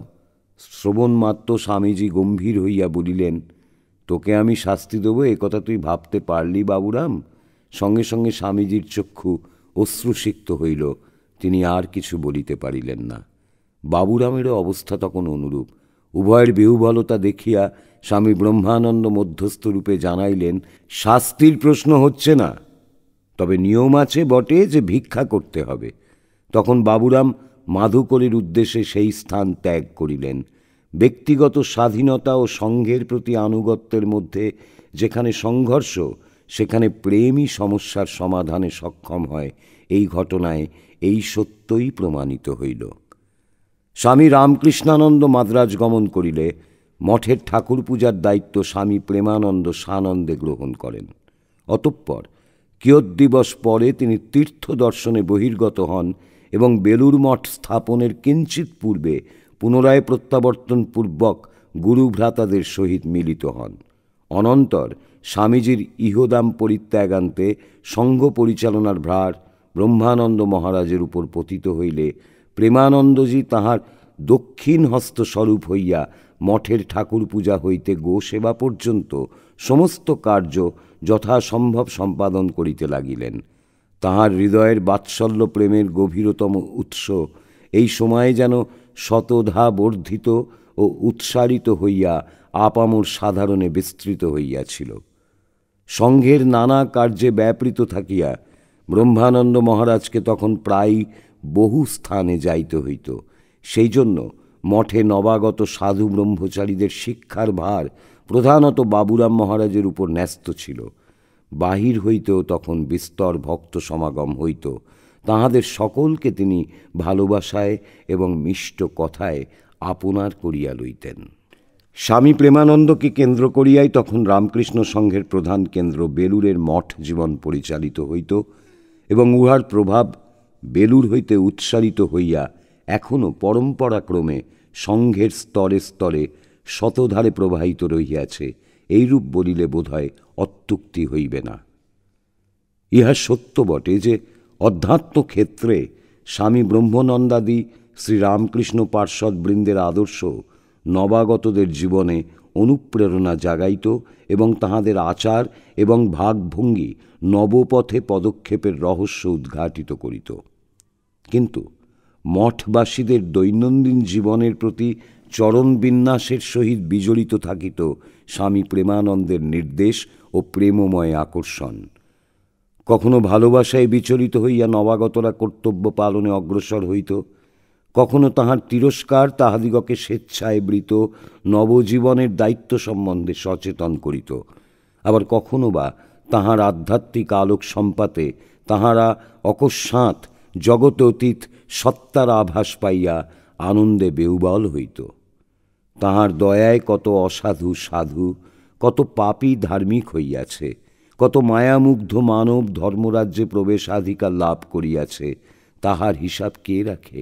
আমরা সাধারণ ও সুবিদিত দৈনন্দিন স্তর হইতেই সামান্য দিগদর্শন করিতে পারি মাত্র। বর্ষাকাল, শ্রাবণ কি ভাদ্র মাস হইবে, বেলুর মঠের সুবিস্তৃত প্রাঙ্গণে চোরকাঁটা ও আগাছা হইয়াছে। প্রেমানন্দ নবাগত কয়েকজন ব্রহ্মচারীকে এ সকলের উৎপাটনে নিযুক্ত করিয়া কার্যান্তরে চলিয়া গেলেন। অনেকক্ষণ পরে ফিরিয়া আসিয়া দেখেন প্রাঙ্গণের অনেকটা পরিষ্কার হইয়া গিয়াছে। দেখিয়া আনন্দে উৎফুল্ল, কিন্তু নিকটে আসিয়া বুঝিলেন আগাছা উন্মূলিত হয় নাই, ছুরি দিয়া কাটিয়া প্রাঙ্গণকে সহজে পরিষ্কার করা হইয়াছে মাত্র। সহাস্য বদন অমনি গম্ভীর হইয়া গেল। একি, এইসব যে আবার 2 দিন পরেই বর্ধিত হইবে। বিরক্ত হইয়া জিজ্ঞাসা করিলেন, ছুরি দিয়ে কাটলে যে? শিকড় উঠানো বড়ই হাঙ্গামা, তাই ছুরি দিয়ে কাটছি। স্বামী প্রেমানন্দ অমনি গম্ভীর স্বরে বলিলেন, হাঙ্গামা? আমি ভেবেছিলুম ঠাকুরের কাজ আনন্দে করছ। হাঙ্গামা যদি মনে করো, সে কাজ আমি করতে বলিনি। আমাকে না জিজ্ঞাসা করে ছুরি দিয়ে কাটা বড় অন্যায়, কারণ তাতে আগাছার শিকড়গুলো আর সহজে উঠানো যাবে না। একটু দূরে একজন ব্রহ্মচারী ধীর স্থিরভাবে শিকড় সমেত আগাছা উঠাইতেছে দেখিয়া বলিলেন, ওই দেখো, তোমাদেরই মধ্যে একজন নিখুঁতভাবে কাজটি করছে। তোমাদের মতো বুদ্ধি করে ছুরি দিয়ে সে কাটছে না। একটু নীরব থাকিয়া বলিয়া যাইতে লাগিলেন, দেখো বাবা, একটা কথা বলছি, ভবিষ্যতে তোমরা অনেক বড় বড় কাজ করবে, কিন্তু ফাঁকি দেবার বদ অভ্যাসটুকু যদি একবার জীবনের স্তরে স্তরে ঢুকে পড়ে তাহলে রক্ষা নাই। সামান্য উঠানের ঘাস পরিষ্কার করার কথা আমি বলছি না, দৈনন্দিন জীবনের যাবতীয় খুঁটিনাটিতে এই ফাঁকি দেবার অভ্যাসটুকু দৃঢ় ভিত্তি স্থাপন করলে জীবন বিষময় হয়ে ওঠে। সুতরাং এটা করো না, এই আমার অনুরোধ। প্রেমানন্দ জানিতেন যে মনোরাজ্যের চিকিৎসা শুধু বক্তৃতার দ্বারা হয় না, শুধু উপদেশে কাজ হয় না, আপনি আচরি ধর্ম জীবেরে শিখায়। সুতরাং শেষ দিন পর্যন্ত তিনি সর্বদাই কর্মব্যস্ত থাকিতেন আর বলিতেন, কাজ কথা বলুক, মুখ বন্ধ হোক। ব্রহ্মচারীদের সহিত কাজ করিতে করিতে বলিতেন, আমি নিজেও তো তোদের সঙ্গে গোবর দিয়ে নাড়ু পাকাচ্ছি, ভক্তদের শুধু পায়ের ধুলো দিয়ে কি নিজের পরকালটা খাবো? তাই গোবরও কুড়ুই, নাড়ুও দিই, গরুর সেবাও করি, আবার ঠাকুর পুজোও করি। এই কয়টি কথার মধ্যেই বাবুরাম মহারাজের সর্বজীবনের একখানি সুন্দর ছবি ফুটিয়া উঠিয়াছে। স্বামীজির নির্দেশ ছিল জুতো সেলাই থেকে চণ্ডীপাঠ পর্যন্ত সমস্ত কর্ম করতে হবে। বাবুরাম মহারাজও বলিতেন, এদের সকল বিষয়ে শিক্ষা করতে হবে, রাঁধতে, কুটনো কুটতে, ঠাকুর ঘরের কাজ, পূজা, হিসাব রাখা, বক্তৃতা দেওয়া ইত্যাদি সকল কাজে পারদর্শী হওয়া দরকার। এদের ওই রকম এখানে করিয়ে নিচ্ছি ও কত ভালো মন্দ গাল দিচ্ছি ওদের ভালোর জন্য। মনে আমার এতটুকুও কারুর প্রতি রাগ নেই, এদের কত ভালোবাসি। আর ব্রহ্মচারীদের প্রতি তাকাইয়া বলিয়া যাইতেন, তোদের বকিঝকি বলে কিছু মনে করিসনি। মনে তাহারা কিছু করিতেন না, কারণ অল্পদিন সঙ্গলাভের ফলেই তাহারা প্রেমানন্দের ক্ষণিক কঠোরতার পশ্চাতে একখানি চিরস্নেহপূর্ণ হৃদয়ের পরিচয় পাইতেন আর জানিতেন উহাই তাহার স্বরূপ। সাধু ব্রহ্মচারী দিগকে তিনি কাজ শিখাইতেন, প্রয়োজন মতো ভর্ৎসনা করিতেন, আবার সকলকে লইয়া অবিরাম শ্রীরামকৃষ্ণ প্রসঙ্গাদি করিতেন এবং সকলের আধ্যাত্মিক উন্নতির প্রতি তীক্ষ্ণ দৃষ্টি রাখিতেন। শাস্ত্রচর্চা না করিলে তিনি বিশেষ বিরক্ত হইতেন। একবার মেদিনীপুর হইতে ফিরিয়া তিনি জনৈক ব্রহ্মচারীকে বাগানের কার্যে অতিমাত্রায় লিপ্ত দেখিয়া বলিলেন, পড়াশোনা কিছু হচ্ছে না, কেবল কুলিগিরি? ব্রহ্মচারী বলিলেন, হ্যাঁ দা পড়েন, আমরা শুনি। মূল শাস্ত্রটাস্ত্র কিছু পড়ো? সংস্কৃত ভালো জানি না। স্বামী ধীরানন্দ সেখানে ছিলেন। তিনি ব্রহ্মচারীর পক্ষ লইয়া আমোদ করিয়া বলিলেন, পড়ার ভয়ে বাড়ি ছেড়ে পালিয়ে এলো, আবার এখানেও পড়াশুনো? সে রসিকতায় কর্ণপাত না করিয়া প্রেমানন্দ নূতন একখানি ইংরাজি বইয়ের নাম করিয়া বলিয়া যাইতে লাগিলেন, ওখানি গোড়া থেকে শেষ পর্যন্ত 3 মাসের মধ্যে শেষ করা চাই, নইলে অফিস থেকে 4টি পয়সা নিয়ে গঙ্গা পার হয়ে যাবে, অর্থাৎ কলকাতা গমনের পয়সা লইয়া মঠ ত্যাগ করিবে। আর ওই সঙ্গে স্মরণ করাইয়া দিলেন যে এটা বাবাজিদের আখড়া নয়, স্বামীজি সেজন্য বেলুর মঠ নির্মাণ করেন নাই। বিবেকানন্দ চাহিতেন আধ্যাত্মিক শক্তির সর্বতোমুখী অভিব্যক্তি ধ্যানে, জ্ঞানে, সেবায়, ভক্তিতে। বেলুর মঠে নবাগত জনৈক ব্রহ্মচারী এই নবীন বার্তা হৃদয়ঙ্গম করিতে না পারিয়া গতানুগতিক প্রাচীন সংস্কারের বশে যখন প্রশ্ন করিলেন, কিরূপ ধ্যান করব, তখন প্রেমানন্দ সহজভাবে উত্তর না দিয়া মূল তথ্যের প্রতি দৃষ্টি আকর্ষণের জন্য বলিয়া উঠিলেন, ওসব এখন ছেড়ে স্বামীজিকে ধ্যান কর, তাহলে তাঁর সত্তা পেলে ঠিক ঠিক তাঁর সেবার ভাব তোর ভেতর জন্মাবে, তাঁর কৃপাতেই ঠাকুরকে তখন বুঝতে পারবি। অনেক সময় আবার ব্রহ্মচারী দিগকে লইয়া স্বামী প্রেমানন্দ ও ব্রহ্মানন্দের মধ্যে যে হাসি ঠাট্টা চলিত, উহার মধ্য দিয়া সদ্য সমাগত বৃন্দ নবীন পথের জটিলতার সহিত সুপরিচিত হইতেন। একদিন সকালে স্বামী ব্রহ্মানন্দের প্রকোষ্ঠে খুব সৎ প্রসঙ্গাদি চলিতেছে। বেলা হইয়াছে, তবু সাধু ব্রহ্মচারীরা দৈনন্দিন কার্যে যোগ দিতেছেন না। নিম্নে প্রেমানন্দের আহ্বান উত্থিত হইল, ওরে ভক্তেরা, কে কোথায় আছিস, নেমে আয়, ঠাকুরের রান্নার জোগাড় তো এখনো হলো না। মহারাজ তখনই সকলকে নিচে যাইতে আদেশ করিয়া কৌতুক ভরে বললেন, গিয়ে ওকে বলবি মশাই মুক্তিটে দিয়ে দিন না, তাহলে তো আর ধ্যান ভজনের ঝঞ্ঝাট থাকে না। আপনি তো ইচ্ছে করলেই দিতে পারেন। শুনিয়া বাবুরাম মহারাজ বলিলেন, আচ্ছা, তোমরা সমাধি অভ্যাস করো, আমার কোনো আপত্তি নেই, আমি নিজেই সব করে নেব। কিন্তু সমাধির নামে যদি মনের মধ্যে হাট বাজার বসাও, তাহলে কিন্তু কান ধরে টেনে এনে কাজে লাগাবো। প্রকৃতপক্ষে প্রেমানন্দের সঙ্গে কাজ করাকে ঠিক কাজ করা বলা চলে না। উহা ছিল সাধনারই রূপান্তর, যাহাকে গীতায় বলিয়াছে, স্বকর্মণা তমভ্যর্চা সিদ্ধিম বিন্দাতি মানবা। তরকারি কুটিতে বসিয়া তিনি অবিরাম ধর্ম প্রসঙ্গ করিতে থাকিতেন। জাপ কাটিতে বসিয়া সকলকে বুঝাইয়া দিতেন যে ইহা ঠাকুরেরই কাজ। এইরূপ সর্বত্র প্রতি পদে সকলের মনে এইভাবেই জাগরূক থাকিত যে সমস্ত মঠটি ঠাকুরের। তিনি সশরীরে ইহার সর্বত্র ভ্রমণ করিতেছেন। কোথাও ধুলাবালি পড়িয়া থাকিলে তাহার কষ্ট হইবে বা তাহার প্রতি অশ্রদ্ধা প্রদর্শিত হইবে। উদ্যানে উন্মিষিত পুষ্প তুলিয়া লইয়া নিজের ভোগে লাগাইলে ঠাকুর সেবায় অর্পণ না করার অপরাধ ঘটিবে। এই উদ্যান যে তাঁহার। বাগানের বিকশিত কুসুমরাজি বিরাটের পূজাই অর্পিত। রন্ধন সুচারুরূপে সম্পাদিত না হইলে তাহাকেই অবজ্ঞা করা হয়। অর্থ অযথা ব্যয় হইলে তিনি রুষ্ট হন, ইত্যাদি। এই সমস্ত শাসন ও কায়িক শ্রমের মধ্যে ফুটিয়া উঠিত প্রেমানন্দের অনাবিল প্রেম। স্বামী তুরীয়ানন্দ সত্যই তাহাকে একদিন লিখিয়াছিলেন, তোমরা যেখানে শুভাগমন করিবে সেখানেই আনন্দের স্রোত বহিবে। নিত্যোৎসব ভবেতেষ্যাম নিত্যশ্রী নিত্যমঙ্গলম যেষাম হৃদিস্থ ভগবান মঙ্গলায়তনম হরি। রাত্রে কোনো ব্রহ্মচারী হয়তো মশারি খাটাইতে ভুলিয়া গিয়াছেন। প্রেমানন্দ তাহার মশারি খাটাইয়া দিলেন। অপর কেহ হয়তো অভিমান করিয়াছেন। প্রেমানন্দ তাহার পশ্চাতে দুধের বাটি লইয়া ঘুরিতে লাগিলেন। এইরূপ ঘটনা নিত্যই ঘটিত। প্রেমাধার প্রেমানন্দের সর্বগ্রাসী প্রেমের পূর্ণ আবেগের সম্মুখে সব ভাসিয়া যাইবে মনে করিয়া স্বামী বিবেকানন্দ তাহাকে সাবধান করিয়া দিয়াছিলেন, তুই দীক্ষা দিস না, দিলে তোর চেলাতে আর রাখালের চেলাতে ঝগড়া হবে। বাবুরাম সে আদেশ অক্ষরে অক্ষরে পালন করিয়াছিলেন। তাহার প্রেমে আকৃষ্ট হইয়া অগণিত ভক্ত আসিত এবং অনেক দীক্ষাও প্রার্থনা করিত। কিন্তু তিনি তাহাদিগকে সুবিধা মতো হয় শ্রী শ্রী মাতা ঠাকুরানীর শ্রীচরণ প্রান্তে, না হয় সংঘনেতা স্বামী ব্রহ্মানন্দের নিকট পাঠাইয়া দিতেন। কিন্তু স্বামীজির সাবধানবাণী হয়তো নিষ্প্রয়োজন ছিল, কারণ জগন্মাতার অদৃশ্য সংকেতে প্রেমানন্দের প্রেম ও ধারা বিচারহীন ভাব প্রবণতার ব্যর্থ উচ্ছ্বাসে দুই কুল ভাসাইয়া আপনাকে নিঃশেষিত বিস্তীর্ণ তীরভূমিকে বিপর্যস্ত না করিয়া যুগ প্রয়োজন সাধনের অনুকূল রূপেই নির্দিষ্ট পথে প্রবাহিত হইয়াছিল।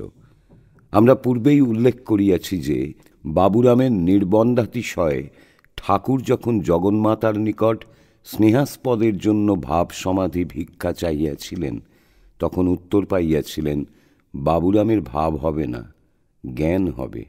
জ্ঞানের আবরণে আচ্ছাদিত প্রেম লইয়াই বাবুরাম মহারাজ এই যুগে লীলাবিলাস করিয়াছিলেন। স্মরণ রাখিতে হইবে যে পরিবারে ভক্তির সংস্কার লইয়া জাত হইলে বাল্যকাল হইতেই ব্যায়ামাদি সহকারে তাহার সুঠাম দেহ সুগঠিত হইয়াছিল এবং তাহার সর্বাঙ্গে একটি পুরুষোচিত দৃঢ়তা অঙ্কিত ছিল, আর তাহার সমস্ত জীবন ছিল ক্রিয়াচঞ্চল।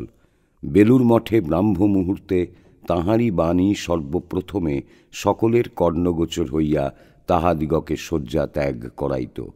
অতঃপর চলিত সারা দিবসব্যাপী বিবিধ ক্রিয়াকলাপ।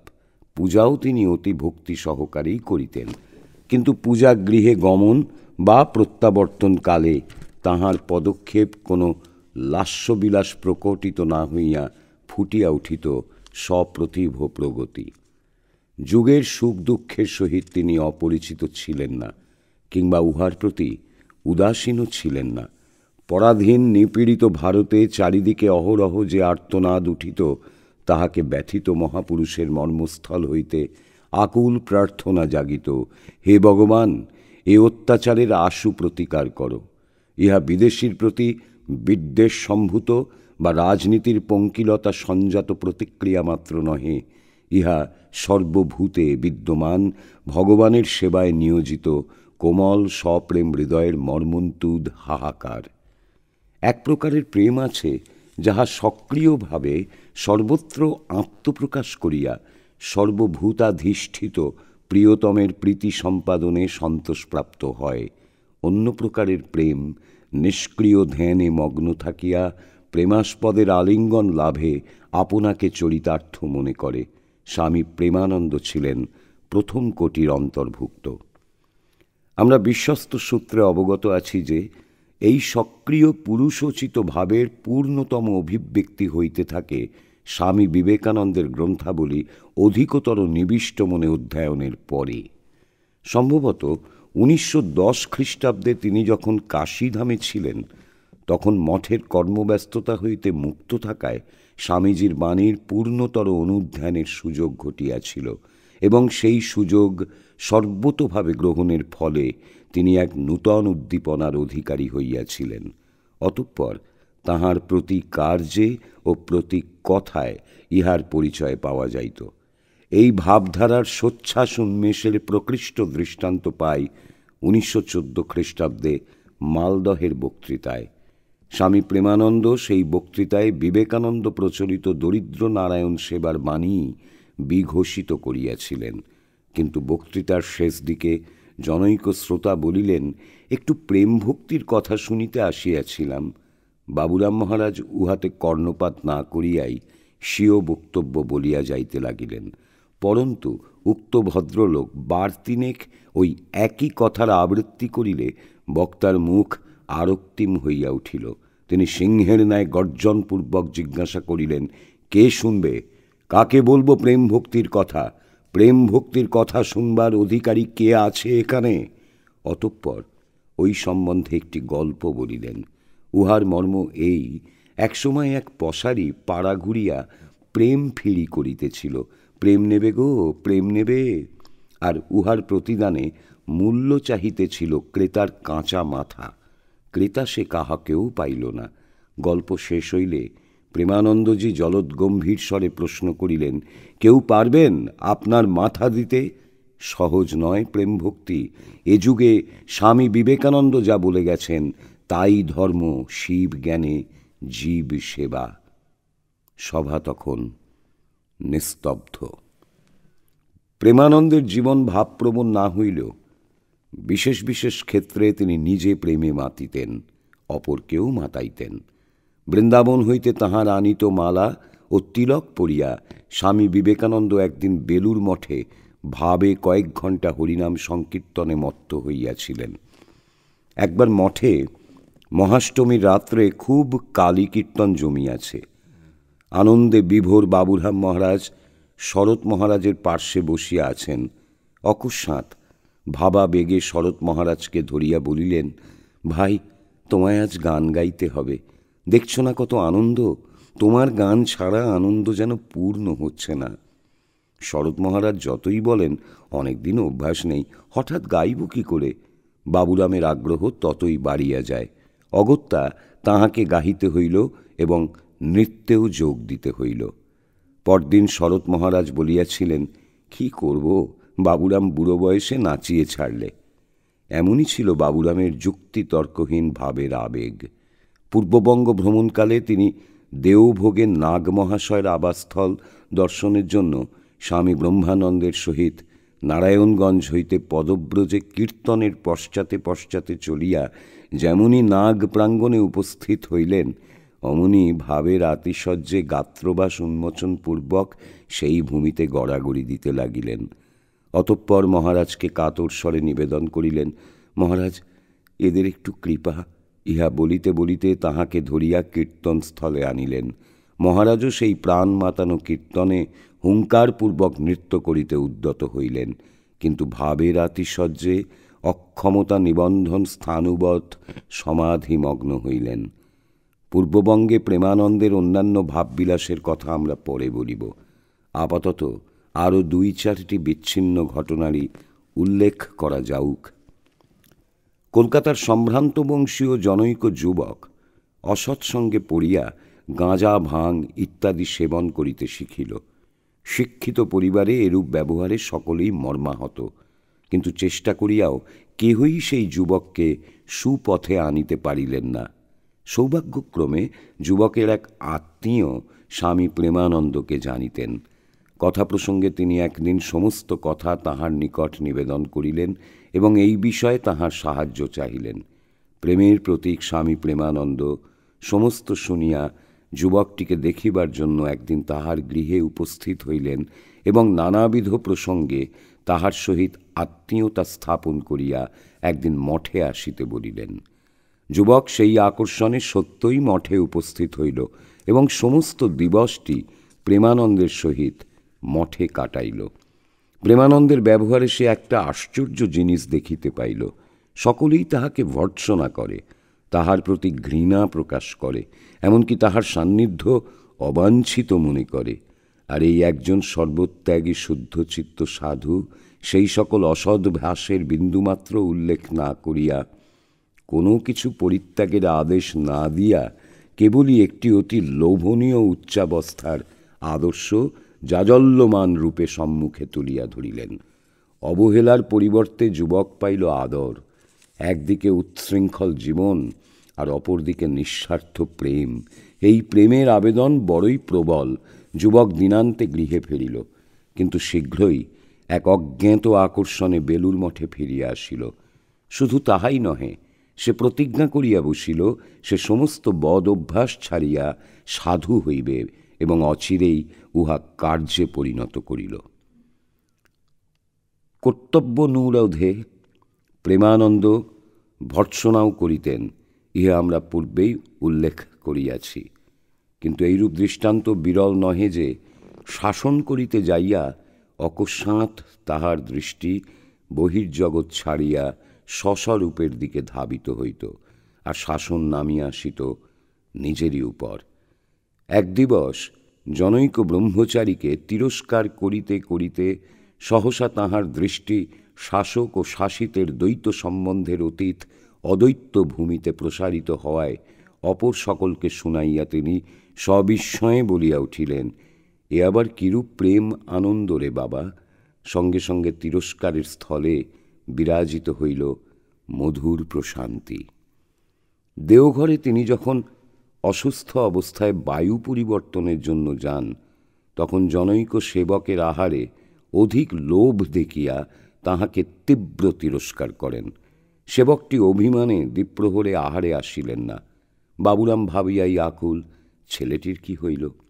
অনুসন্ধান করাইয়া তাহাকে নিকটে আনাইয়া কোলের কাছে বসাইলেন এবং বলিতে লাগিলেন, বাবা, বুড়ো হয়েছি, রোগে শরীর দুর্বল, মেজাজ সবসময় ঠিক রাখতে পারি না। এ অবস্থায় যদি কিছু বলে ফেলি, তার জন্য কি রাগ করতে আছে? বলিতে বলিতে চক্ষু অশ্রুসিক্ত হইল। সে অশ্রুধারায় সেবকের অভিমান কোথায় ভাসিয়া গেল। প্রেমানন্দের প্রেম ভক্ত সেবায় কোনো বাধা মানিত না। কেহ মঠে আসিলে প্রসাদ না পাইয়া ফিরিতে পারিত না। একদিন জনৈক ভক্ত প্রসাদ না লইয়া চলিয়া যাইতেছেন দেখিয়া তিনি ঠাকুর ভাণ্ডারীকে কারণ জিজ্ঞাসা করিলেন। তিনি বলিলেন, ইনি একটুও দাঁড়ালেন না, কি করে প্রসাদ দিই? বিরক্ত হইয়া প্রেমানন্দ উত্তর দিলেন, তবু ডেকে এনে দিতে হয়, যখন মঠের ভেতর এসে পড়েছে। সংসারে থাকলে না নিজে খেতে পেতিস, না বাচ্চাদের মুখে দুটো দিতে পারতিস। এখানে ঠাকুরের এত আসছে, হাতে করে তুলে দিতে পারবি না? মঠের রাস্তায় বাবুরাম মহারাজকে স্বহস্তে চোর কাঁটা উঠাইতে দেখিয়া জনৈক ভক্ত সবিস্ময়ে জিজ্ঞাসা করিলেন, মহারাজ, মহারাজ, আপনি কেন এ কাজ করছেন? প্রেমানন্দ অমনি উত্তর দিলেন, ভক্তেরা কষ্ট করে আসে, অসুবিধা হয়, তাই তাদের পথের কাঁটা সরিয়ে দিচ্ছি। কে জানে এই সামান্য চোর কাঁটার সঙ্গে তিনি কোনো অজানা জগতের পথের কাঁটা সরাইতেছিলেন। এই অপূর্ব প্রেম একদা প্রবীণ সাহিত্যিক ও সমালোচক সুরেশচন্দ্র সমাজপতিরও প্রশংসা অর্জন করিয়াছিল। একদিন পংক্তি ভোজনকালে অভ্যাস অনুযায়ী আহারস্থলে ঘুরিতে ঘুরিতে প্রেমানন্দ মহারাজ সমাজপতি সকাশে উপস্থিত হইয়া স্মিত মুখে বলিলেন, আপনাকে অভ্যর্থনা করতে পারি তেমন সম্বল, বাক্য, ভাব, ভাষা কোথায় পাব? রস টস তো নেই, আপনার কলমের ডগায় রস টস টস করে। সমাজপতিও বা হার মানিবেন কেন? তিনি প্রত্যুত্তরে বলিলেন, আপনার কথায় আপনিই ঠকলেন। স্বীকার করলুম আমার কলমের ডগায় রস আছে, কিন্তু আপনার রস চলায়, ফেরায়, কথায়, কাজে, দেহে, প্রাণে। আরও কি বলিতে চাহিয়াছিলেন, কিন্তু আত্মপ্রশংসায় নিপীড়িত প্রেমানন্দজি পৃষ্ঠ প্রদর্শন করিলেন। উৎসবের দিনে মঠ প্রাঙ্গণে ভদ্রলোক, মুচি, মেথর, ধনী, দরিদ্র সর্বস্তরের নারায়ণী পঙ্ক্তি ভোজনে বসিয়াছেন। খিচুড়ি পরিবেশন হইতেছে। তত্ত্বাবধানে নিযুক্ত স্বামী প্রেমানন্দ দেখিলেন, দূরে এক পংক্তি হইতে বারংবার খিচুড়ি দাও, খিচুড়ি দাও এই রব উঠিতেছে। তিনি অবিলম্বে সেখানে উপস্থিত হইয়া পরিবেশককে জিজ্ঞাসা করিলেন, তুমি কি আর কখনো পরিবেশন করনি? উত্তর পাইলেন, আমি বারবার দিচ্ছি তবু কুলাচ্ছে না, এরা দাও দাও বলে শুধু গোল করছে। প্রেমানন্দ দেখিলেন পংক্তির প্রায় সবই গরিব, ইহাদের অধিক আহার করাই অভ্যাস। তাই সমবেদনায় ব্যথিত হইয়া আবেগ ভরে বলিলেন, আমাদের পেটের ওজনে কি এদের পেটের ওজন করা যায়? জানি না জীবনে কদিন এরা পেট ভরে খেতে পায়, এদের পেটে যে দিন রাত আগুন জ্বলছে। যাও যাও যাও, বালতিটা এদের এক এক পাতে ঢেলে দাও। ঠাকুরের প্রসাদ পেট ভরে খেয়ে নিক। বলিতে বলিতে স্বর শুষ্ক হইয়া আসিল, নয়ন কোণে বাড়ি ঝরিয়া পড়িল। প্রেমানন্দ আর সামলাইতে না পারিয়া অন্যত্র চলিয়া গেলেন। মঠে সমাগতদের সেবার জন্য প্রেমানন্দের হৃদয়ের দ্বার ও ঠাকুর ভাণ্ডারের অর্গল সর্বদাই উন্মুক্ত থাকিত। সকলেই যে ভক্ত হিসাবে আসিতেন তাহা নহে। কেহ হয়তো মঠের মুক্ত বায়ু সেবনে আগমন করিতেন, কেহ হয়তো বা ঔৎসুক্য মিটাইতে আসিতেন। যিনি যেভাবেই আসুন না কেন, প্রেমানন্দের মিষ্ট আলাপন ও ব্যবহারে মুগ্ধ হইয়া বারংবার যাতায়াত আরম্ভ করিতেন। অনেক সময় হয়তো মঠের প্রসাদ বিতরণের সময় অতীত হওয়ার পরে কেহ আসিয়া উপস্থিত হইতেন। অতীত প্রৌঢ় প্রেমানন্দজি কাহাকেও কিছু না বলিয়া নিজেই অভ্যাগতদের আহার আদির জন্য রন্ধনশালার দিকে অগ্রসর হইতেন। দেখিতে পাইয়া অপর কেহ সাহায্যার্থ আসিলে আশীর্বাদ করিয়া বলিতেন, দেখ, গৃহস্থদের অনেক কাজ করতে হয়, সব সময় কি তাদের মতো সময়ে আসা সম্ভব? আমরা তাদের জন্য কি আর করতে পারি? একটুখানি তাদের সেবা বই তো নয়, তাতে আমাদের হয়তো শারীরিক একটু কষ্ট। ঠাকুরের কৃপায় এখানে তো কিছুর অভাব নেই, আমরা কি তাঁর সন্তানদের সেসব দিয়ে ধন্য হব না? রোগশয্যায় শায়িত থাকিয়াও তিনি ভক্ত সেবার জন্য ব্যাকুল হইয়া পড়িতেন। অসুখ বৃদ্ধির আশঙ্কায় কেহ সাবধানবাণী শুনাইতে গেলে বলিতেন, এ আমার স্বভাব, ভক্তদের সেবা ও ঈশ্বরের পূজা এক জিনিস। দেহত্যাগের দিন দুই পূর্বে মঠের জনৈক সেবককে ডাকিয়া বড়ই আকুল কণ্ঠে বলিলেন, তুমি একটা কাজ করতে পারো? সেবক সাগ্রহে উত্তর দিলেন, বলুন, কি করতে হবে? প্রেমানন্দ বলিলেন, ভক্তদের সেবা করতে পারবে? খুব পারব। প্রেমানন্দ আবার আবেগ ভরে বলিলেন, এটা কিন্তু ভুলো না। ঠাকুরের প্রসাদ পাইলে ভক্তদের পরম কল্যাণ হইবে, ইহাই ছিল তাঁহার সুদৃঢ় বিশ্বাস। আর বলিতেন, একবার যখন পুণ্যস্থানে ঠাকুরের স্থানে এসেছে, তখন দুটো ভালো কথা শুনে যাক। বস্তুত বাবুরাম মহারাজের নিকট যাঁহারা আসিতেন, তাঁহারা দেহ ও মনের ক্ষুধা মিটাইয়াই গৃহে ফিরিতেন এবং সেই অমৃতের লোভে পুনঃ তাঁদের চরণ মঠাভিমুখে ধাবিত হইত। বয়স্ক ভক্তদের সহিত কলেজের ছাত্ররাও তাঁহার নিকট আসিত এবং তিনি অকাতরে তাঁহার সময় ও জ্ঞান তাহাদের সেবায় ঢালিয়া দিতেন। এইরূপে কত যুবকই না তাঁহার উদ্দীপনায় সন্ন্যাস অবলম্বনপূর্বক তাঁহারই অনুসৃত পথে চলিতে দৃঢ়পণ হইয়াছে। প্রেমানন্দের অধিকতর পরিচয় লাভের জন্য অতঃপর তাঁহার চরিত্রের আরও কয়েকটি দৃষ্টি নিক্ষেপ করিলে মন্দ হইবে না। শ্রীরামকৃষ্ণের উদার ভাব এবং বাবুরামের পূর্ব সংস্কারের সংঘর্ষে অনেক ক্ষেত্রে চকিতে এক অপূর্ব আলোক বিচ্ছুরিত হইয়া সকলকে মুগ্ধ করিত। পুরীতে বাসকালে একদিন বাবুরাম মহারাজ দেখিলেন মন্দিরের সম্মুখেই খ্রিস্টান প্রচারকেরা যিশুর মহিমা ঘোষণা করিতেছে। অমনি তাহার জাতিগত সংস্কার সহসা ক্ষুভিত হইয়া বাধাদানে অগ্রসর হইল। তিনি শ্রোতৃমণ্ডলীর পাশে দাঁড়াইয়া উচ্চৈশ্বরে চিৎকার করিয়া উঠিলেন, হরি বল, হরি বল, হরি বল। সঙ্গে সঙ্গে শত শত নরনারীর কণ্ঠে নিনাদিত হইল, হরি বল, হরি বল। সভা ভাঙিয়া গেল। পাণ্ডারা বাবুরামকে ধন্যবাদ দিয়া বলিল, আমরা এতদিন ভয়ই কিছু করতে পারিনি। প্রেমানন্দের ভাগ্যে কিন্তু আসিল বিজয়োল্লাসের পরিবর্তে গভীর বিষাদ। রাত্রে তিনি স্বপ্নে দেখিলেন ঠাকুর দর্শন দিয়া বলিতেছেন, হ্যাঁ রে, ওদের সভা ভেঙে দিলি কেন? ওরা তো আমার নাম, আমার কথাই প্রচার করছিল। কাল ভোরে উঠে গিয়েই ক্ষমা চাইবি ওদের কাছে।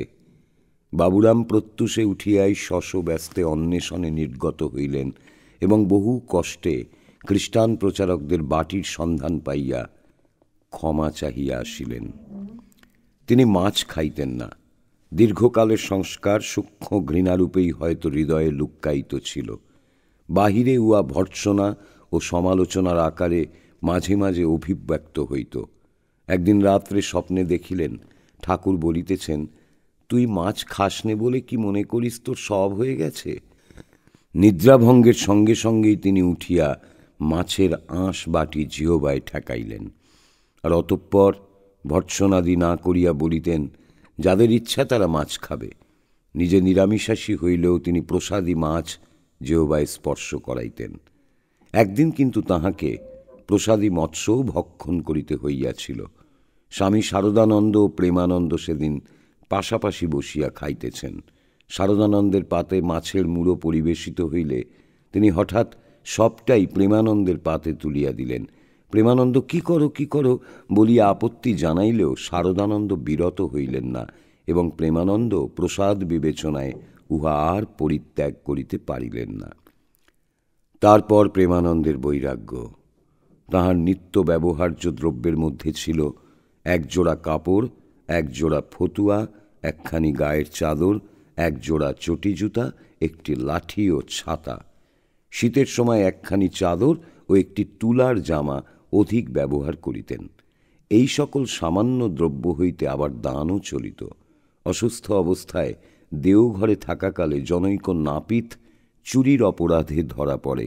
অভাবে স্বভাব নষ্ট হয়, সুতরাং শাসন না করিয়া অভাব মোচন করাই সক্ষম ব্যক্তির কর্তব্য। এই ছিল স্বামী প্রেমানন্দের ধারণা। অতএব তিনি ধৃত ব্যক্তিকে শাস্তির পরিবর্তে একটি টাকা দিতে বলিলেন। শুধু তাহাই নহে, সেবক দূরে সরিয়া গেলে নিজের ব্যবহার্য গামছাখানিও তাহাকে দিলেন। স্বামী প্রেমানন্দের চরিত্রের আরেকটি বিশেষত্ব ছিল শ্রী শ্রী মাতা ঠাকুরানীর প্রতি তাঁহার অসীম ভক্তি শ্রদ্ধা। মায়ের আদেশ ভিন্ন তিনি কোনো বিশেষ কার্যে অগ্রসর হইতেন না এবং মায়ের আদেশে সমত পরিত্যাগ করিতে সর্বদা প্রস্তুত থাকিতেন। শ্রী শ্রী মাতা ঠাকুরানীর সম্বন্ধে তিনি এক পত্রে লিখিয়াছেন, শ্রী শ্রী মা মনুষ্য দেহধারিণী হলেও তাঁর অপ্রাকৃত ভাগবতী তনু, জীবের কল্যাণের জন্য মনুষ্যবৎ লীলা করছেন। আর বলিতেন, শ্রী শ্রী মা ঠাকুরনকে দেখছি ঠাকুরের চেয়েও আধার বড়, তিনি শক্তিস্বরূপিনী কিনা। তাঁর চাপবার ক্ষমতা কত! ঠাকুর চেষ্টা করেও পারতেন না, বাহিরে বেরিয়ে পড়ত। মা ঠাকুরনের ভাব সমাধি হচ্ছে, কিন্তু কাহা কেউ জানতে দেন? 1914 মে মাসে স্বামী প্রেমানন্দকে মালদহে লইয়া যাইবার জন্য জনৈক ভক্ত বেলুর মঠে আসেন। তাহার আগ্রহে তিনি যাইতে সম্মত হন, কিন্তু বলেন যে ব্যক্তিগত সম্মতি থাকিলেও যাবার পূর্বে শ্রী শ্রী মাতা ঠাকুরানীর অনুমতি লইতে হইবে। তদনুসারে ভক্তসহ কলকাতায় উদ্বোধন বাটিতে উপস্থিত হইয়া প্রেমানন্দ মাতৃচরণে সমস্ত নিবেদন করিলেন।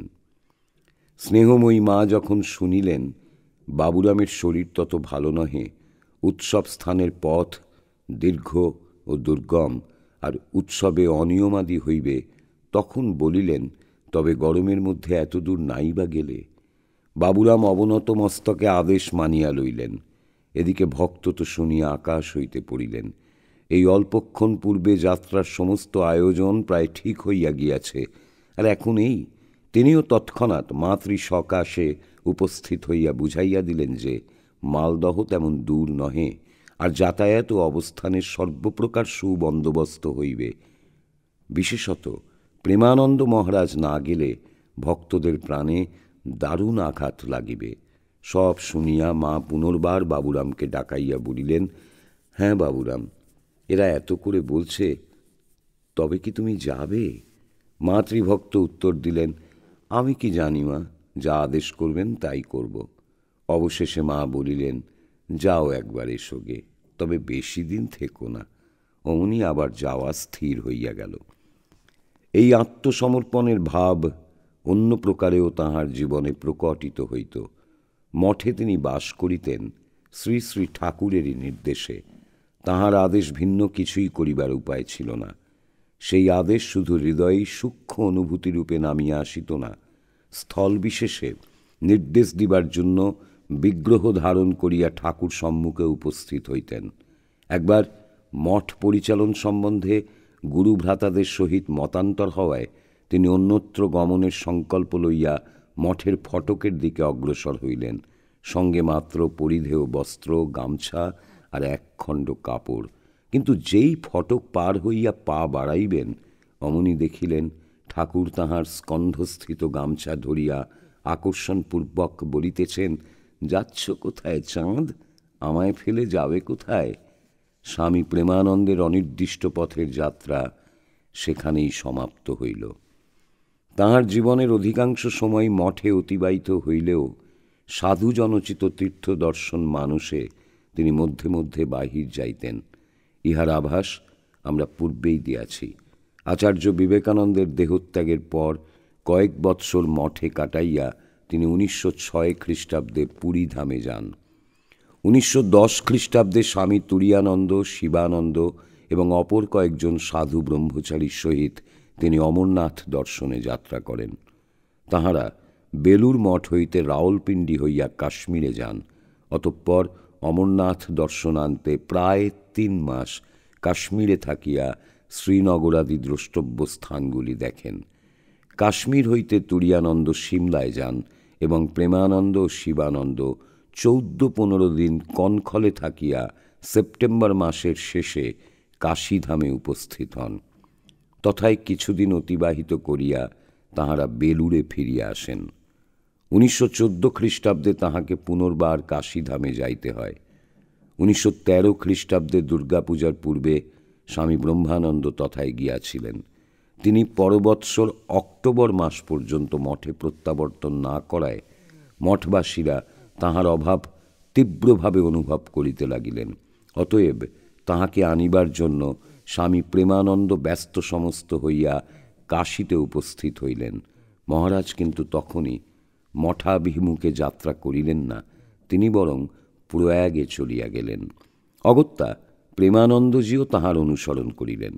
সেখানে 3 দিন কাটিয়া গেলেও মহারাজের বেলুড়ে আসিবার কোনো লক্ষণ না দেখিয়া প্রেমানন্দ আর নীরব থাকিতে পারিলেন না।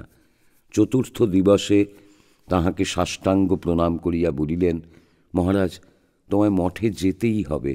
বয়োজ্যেষ্ঠ ভ্রাতার এবং প্রকার বিনয় ও কাতরোক্তিতে অপ্রস্তুত হইয়া ব্রহ্মানন্দ শশব্যস্তে চেয়ার ছাড়িয়া উঠিয়া বলিলেন, ও কি বাবুরামদা, ও কি, ওঠো ওঠো। বাবুরাম মহারাজ তদবস্থ থাকিয়াই পুনর্বার আকুল আবেদন জানাইলেন।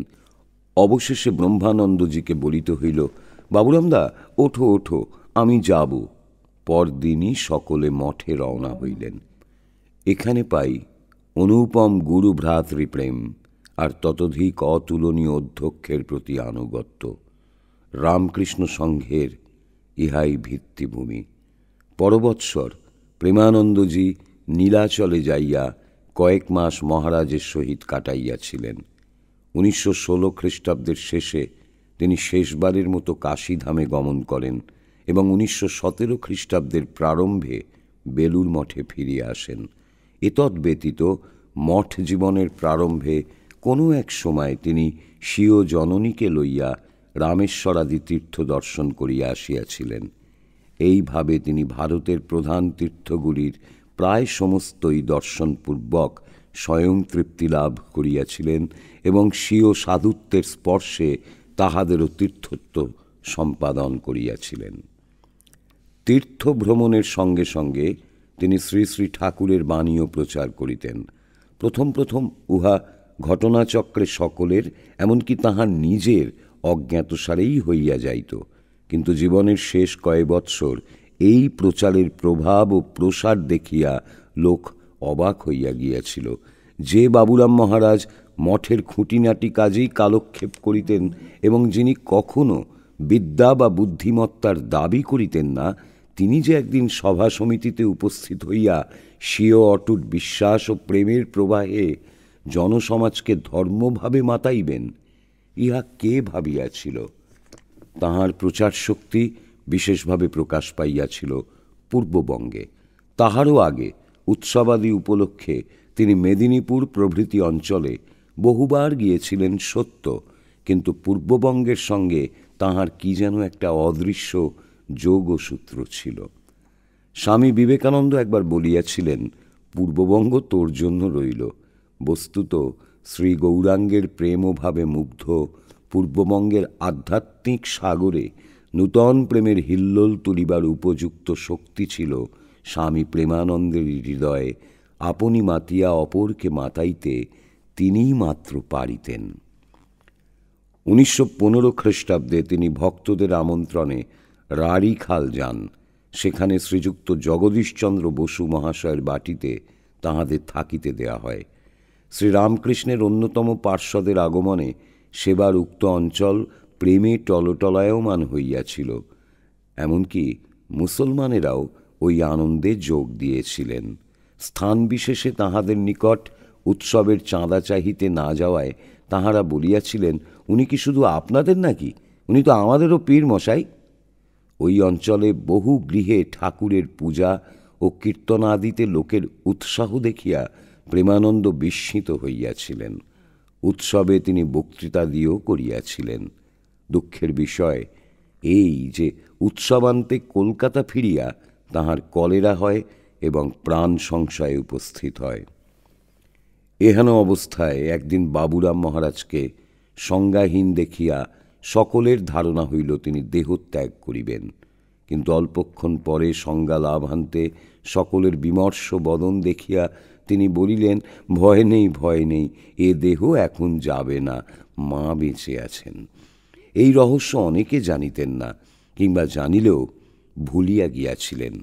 শ্রীরামকৃষ্ণ যখন বাবুরামের মাতার নিকট ওই সন্তানটিকে ভিক্ষা চাইয়াছিলেন, তখন মাতা উহাতে সম্মত হইয়া বলিয়াছিলেন, বাবা, এই ভিক্ষা দিন, ভগবানে যেন আমার ভক্তি থাকে আর আমায় যেন পুত্রকন্যার শোক পেতে না হয়।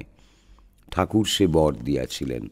বাবুরাম মহারাজ সেই অমোঘ বাণীর কথা এখন সকলকে স্মরণ করাইয়া দিলেন। যে রোগীর সম্বন্ধে চিকিৎসকগণ পর্যন্ত আশা ত্যাগ করিয়াছিলেন, তিনি অতঃপর দৈব বলে অতি আশ্চর্য রূপে ক্রমে সুস্থ হইয়া উঠিলেন।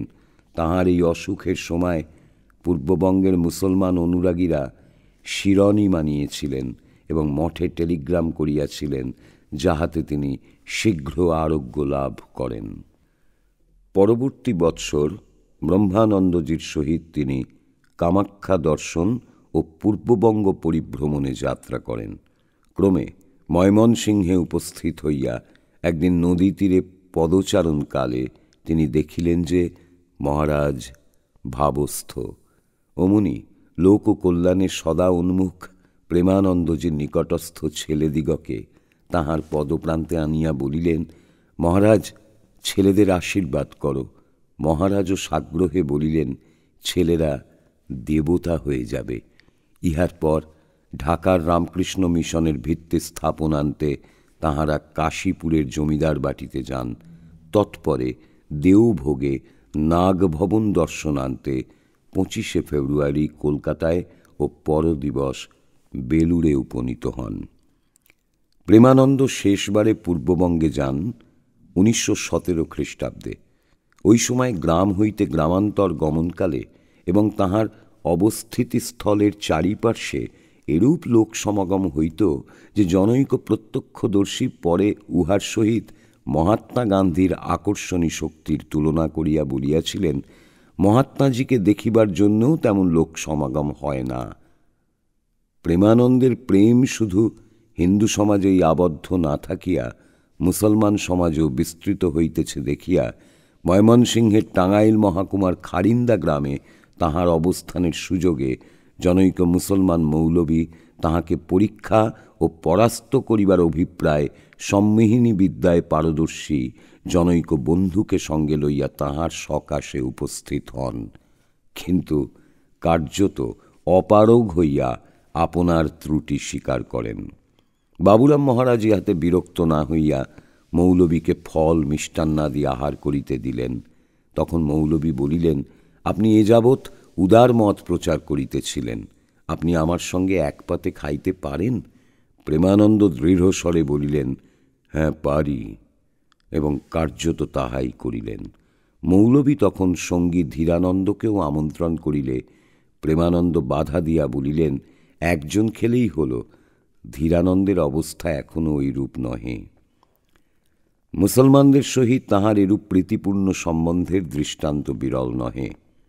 একবার ঢাকায় অবস্থানকালে তাহার উদার বাণীতে আকৃষ্ট হইয়া নবাব সলিমুল্লাহ তাহাকে স্বগৃহে আমন্ত্রণপূর্বক ধর্মগুরুর ন্যায় সম্মান প্রদর্শন করেন।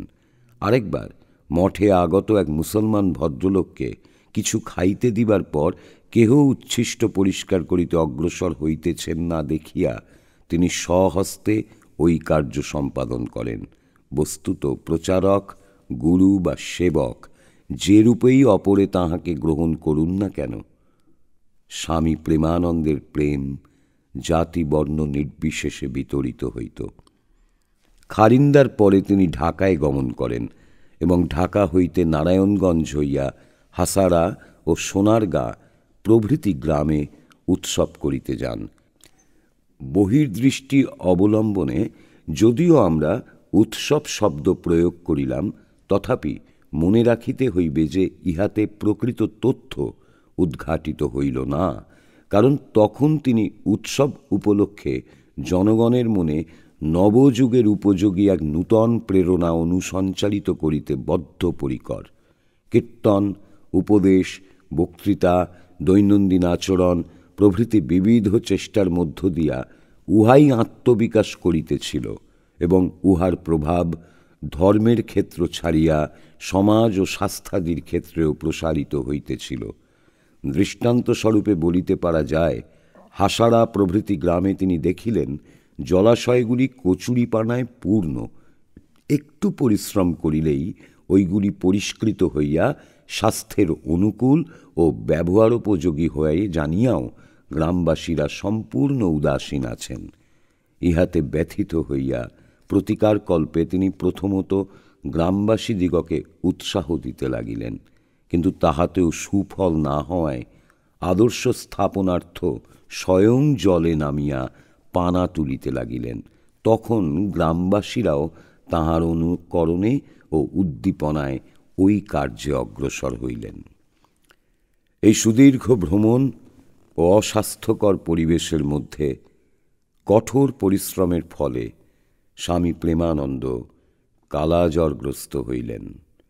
কলকাতায় আগমনান্তে চিকিৎসার ফলে রোগের কিঞ্চিত উপশম হইলে বায়ু পরিবর্তনের জন্য তাহাকে বৈদ্যনাথ ধামে লইয়া যাওয়া হইল।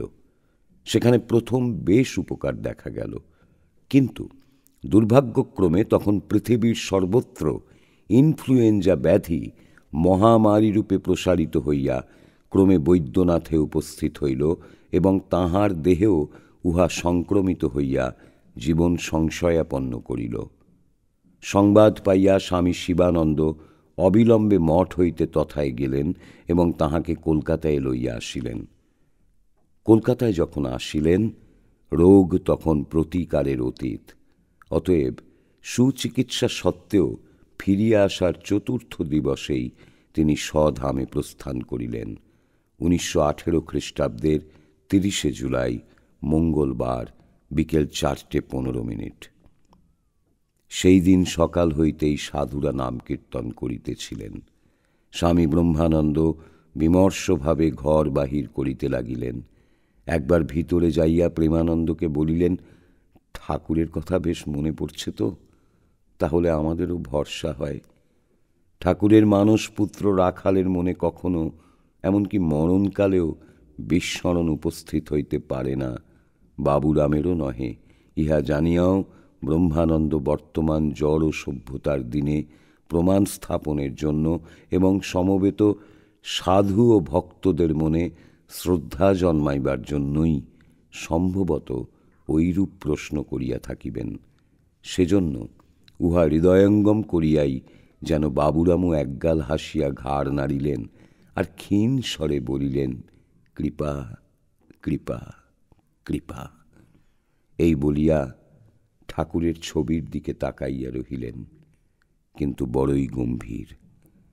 মহাসমাধির পূর্বে একদিন তিনি স্বামী শারদানন্দকে অন্যমনস্কভাবে বলিয়াছিলেন, চাঁপা ফুলের মতো রং কাপড় পরতে ইচ্ছে করে, আর বেলফুলের মতো ধপধপে অন্ন খেতে ইচ্ছে করে। শুনিয়া এক পরিপক্ক বুদ্ধি ব্রাহ্মণ চিন্তা করিয়াছিলেন, আমরা গৃহস্থ, অত সব জোগাড় কি করে করব? তিনি কি করিয়া জানিবেন যে লাদিনী শক্তি হইতে বিচ্ছুরিত হইয়া যে মূর্তি মর্তধামে ভগবৎ কার্য সাধনের জন্য এতকাল নিয়োজিত ছিলেন, আজ তিনি স্বরূপে লীন হইতে চাহেন? বাবুরাম মহারাজ ওই দৈব ভাষায় তারই পূর্বাভাস দিলেন মাত্র। প্রেমানন্দ স্বামী প্রেমের হাট ভাঙিয়া চলিয়া গেলেন। নিদারুণ সংবাদ চারিদিকে বিস্তৃত হইয়া সকলের মনে মর্মান্তিক আঘাত প্রদান করিল। পূজনীয় মাস্টার মহাশয় শুনিয়া বলিলেন, ঠাকুরের প্রেমের দিকটা চলে গেল।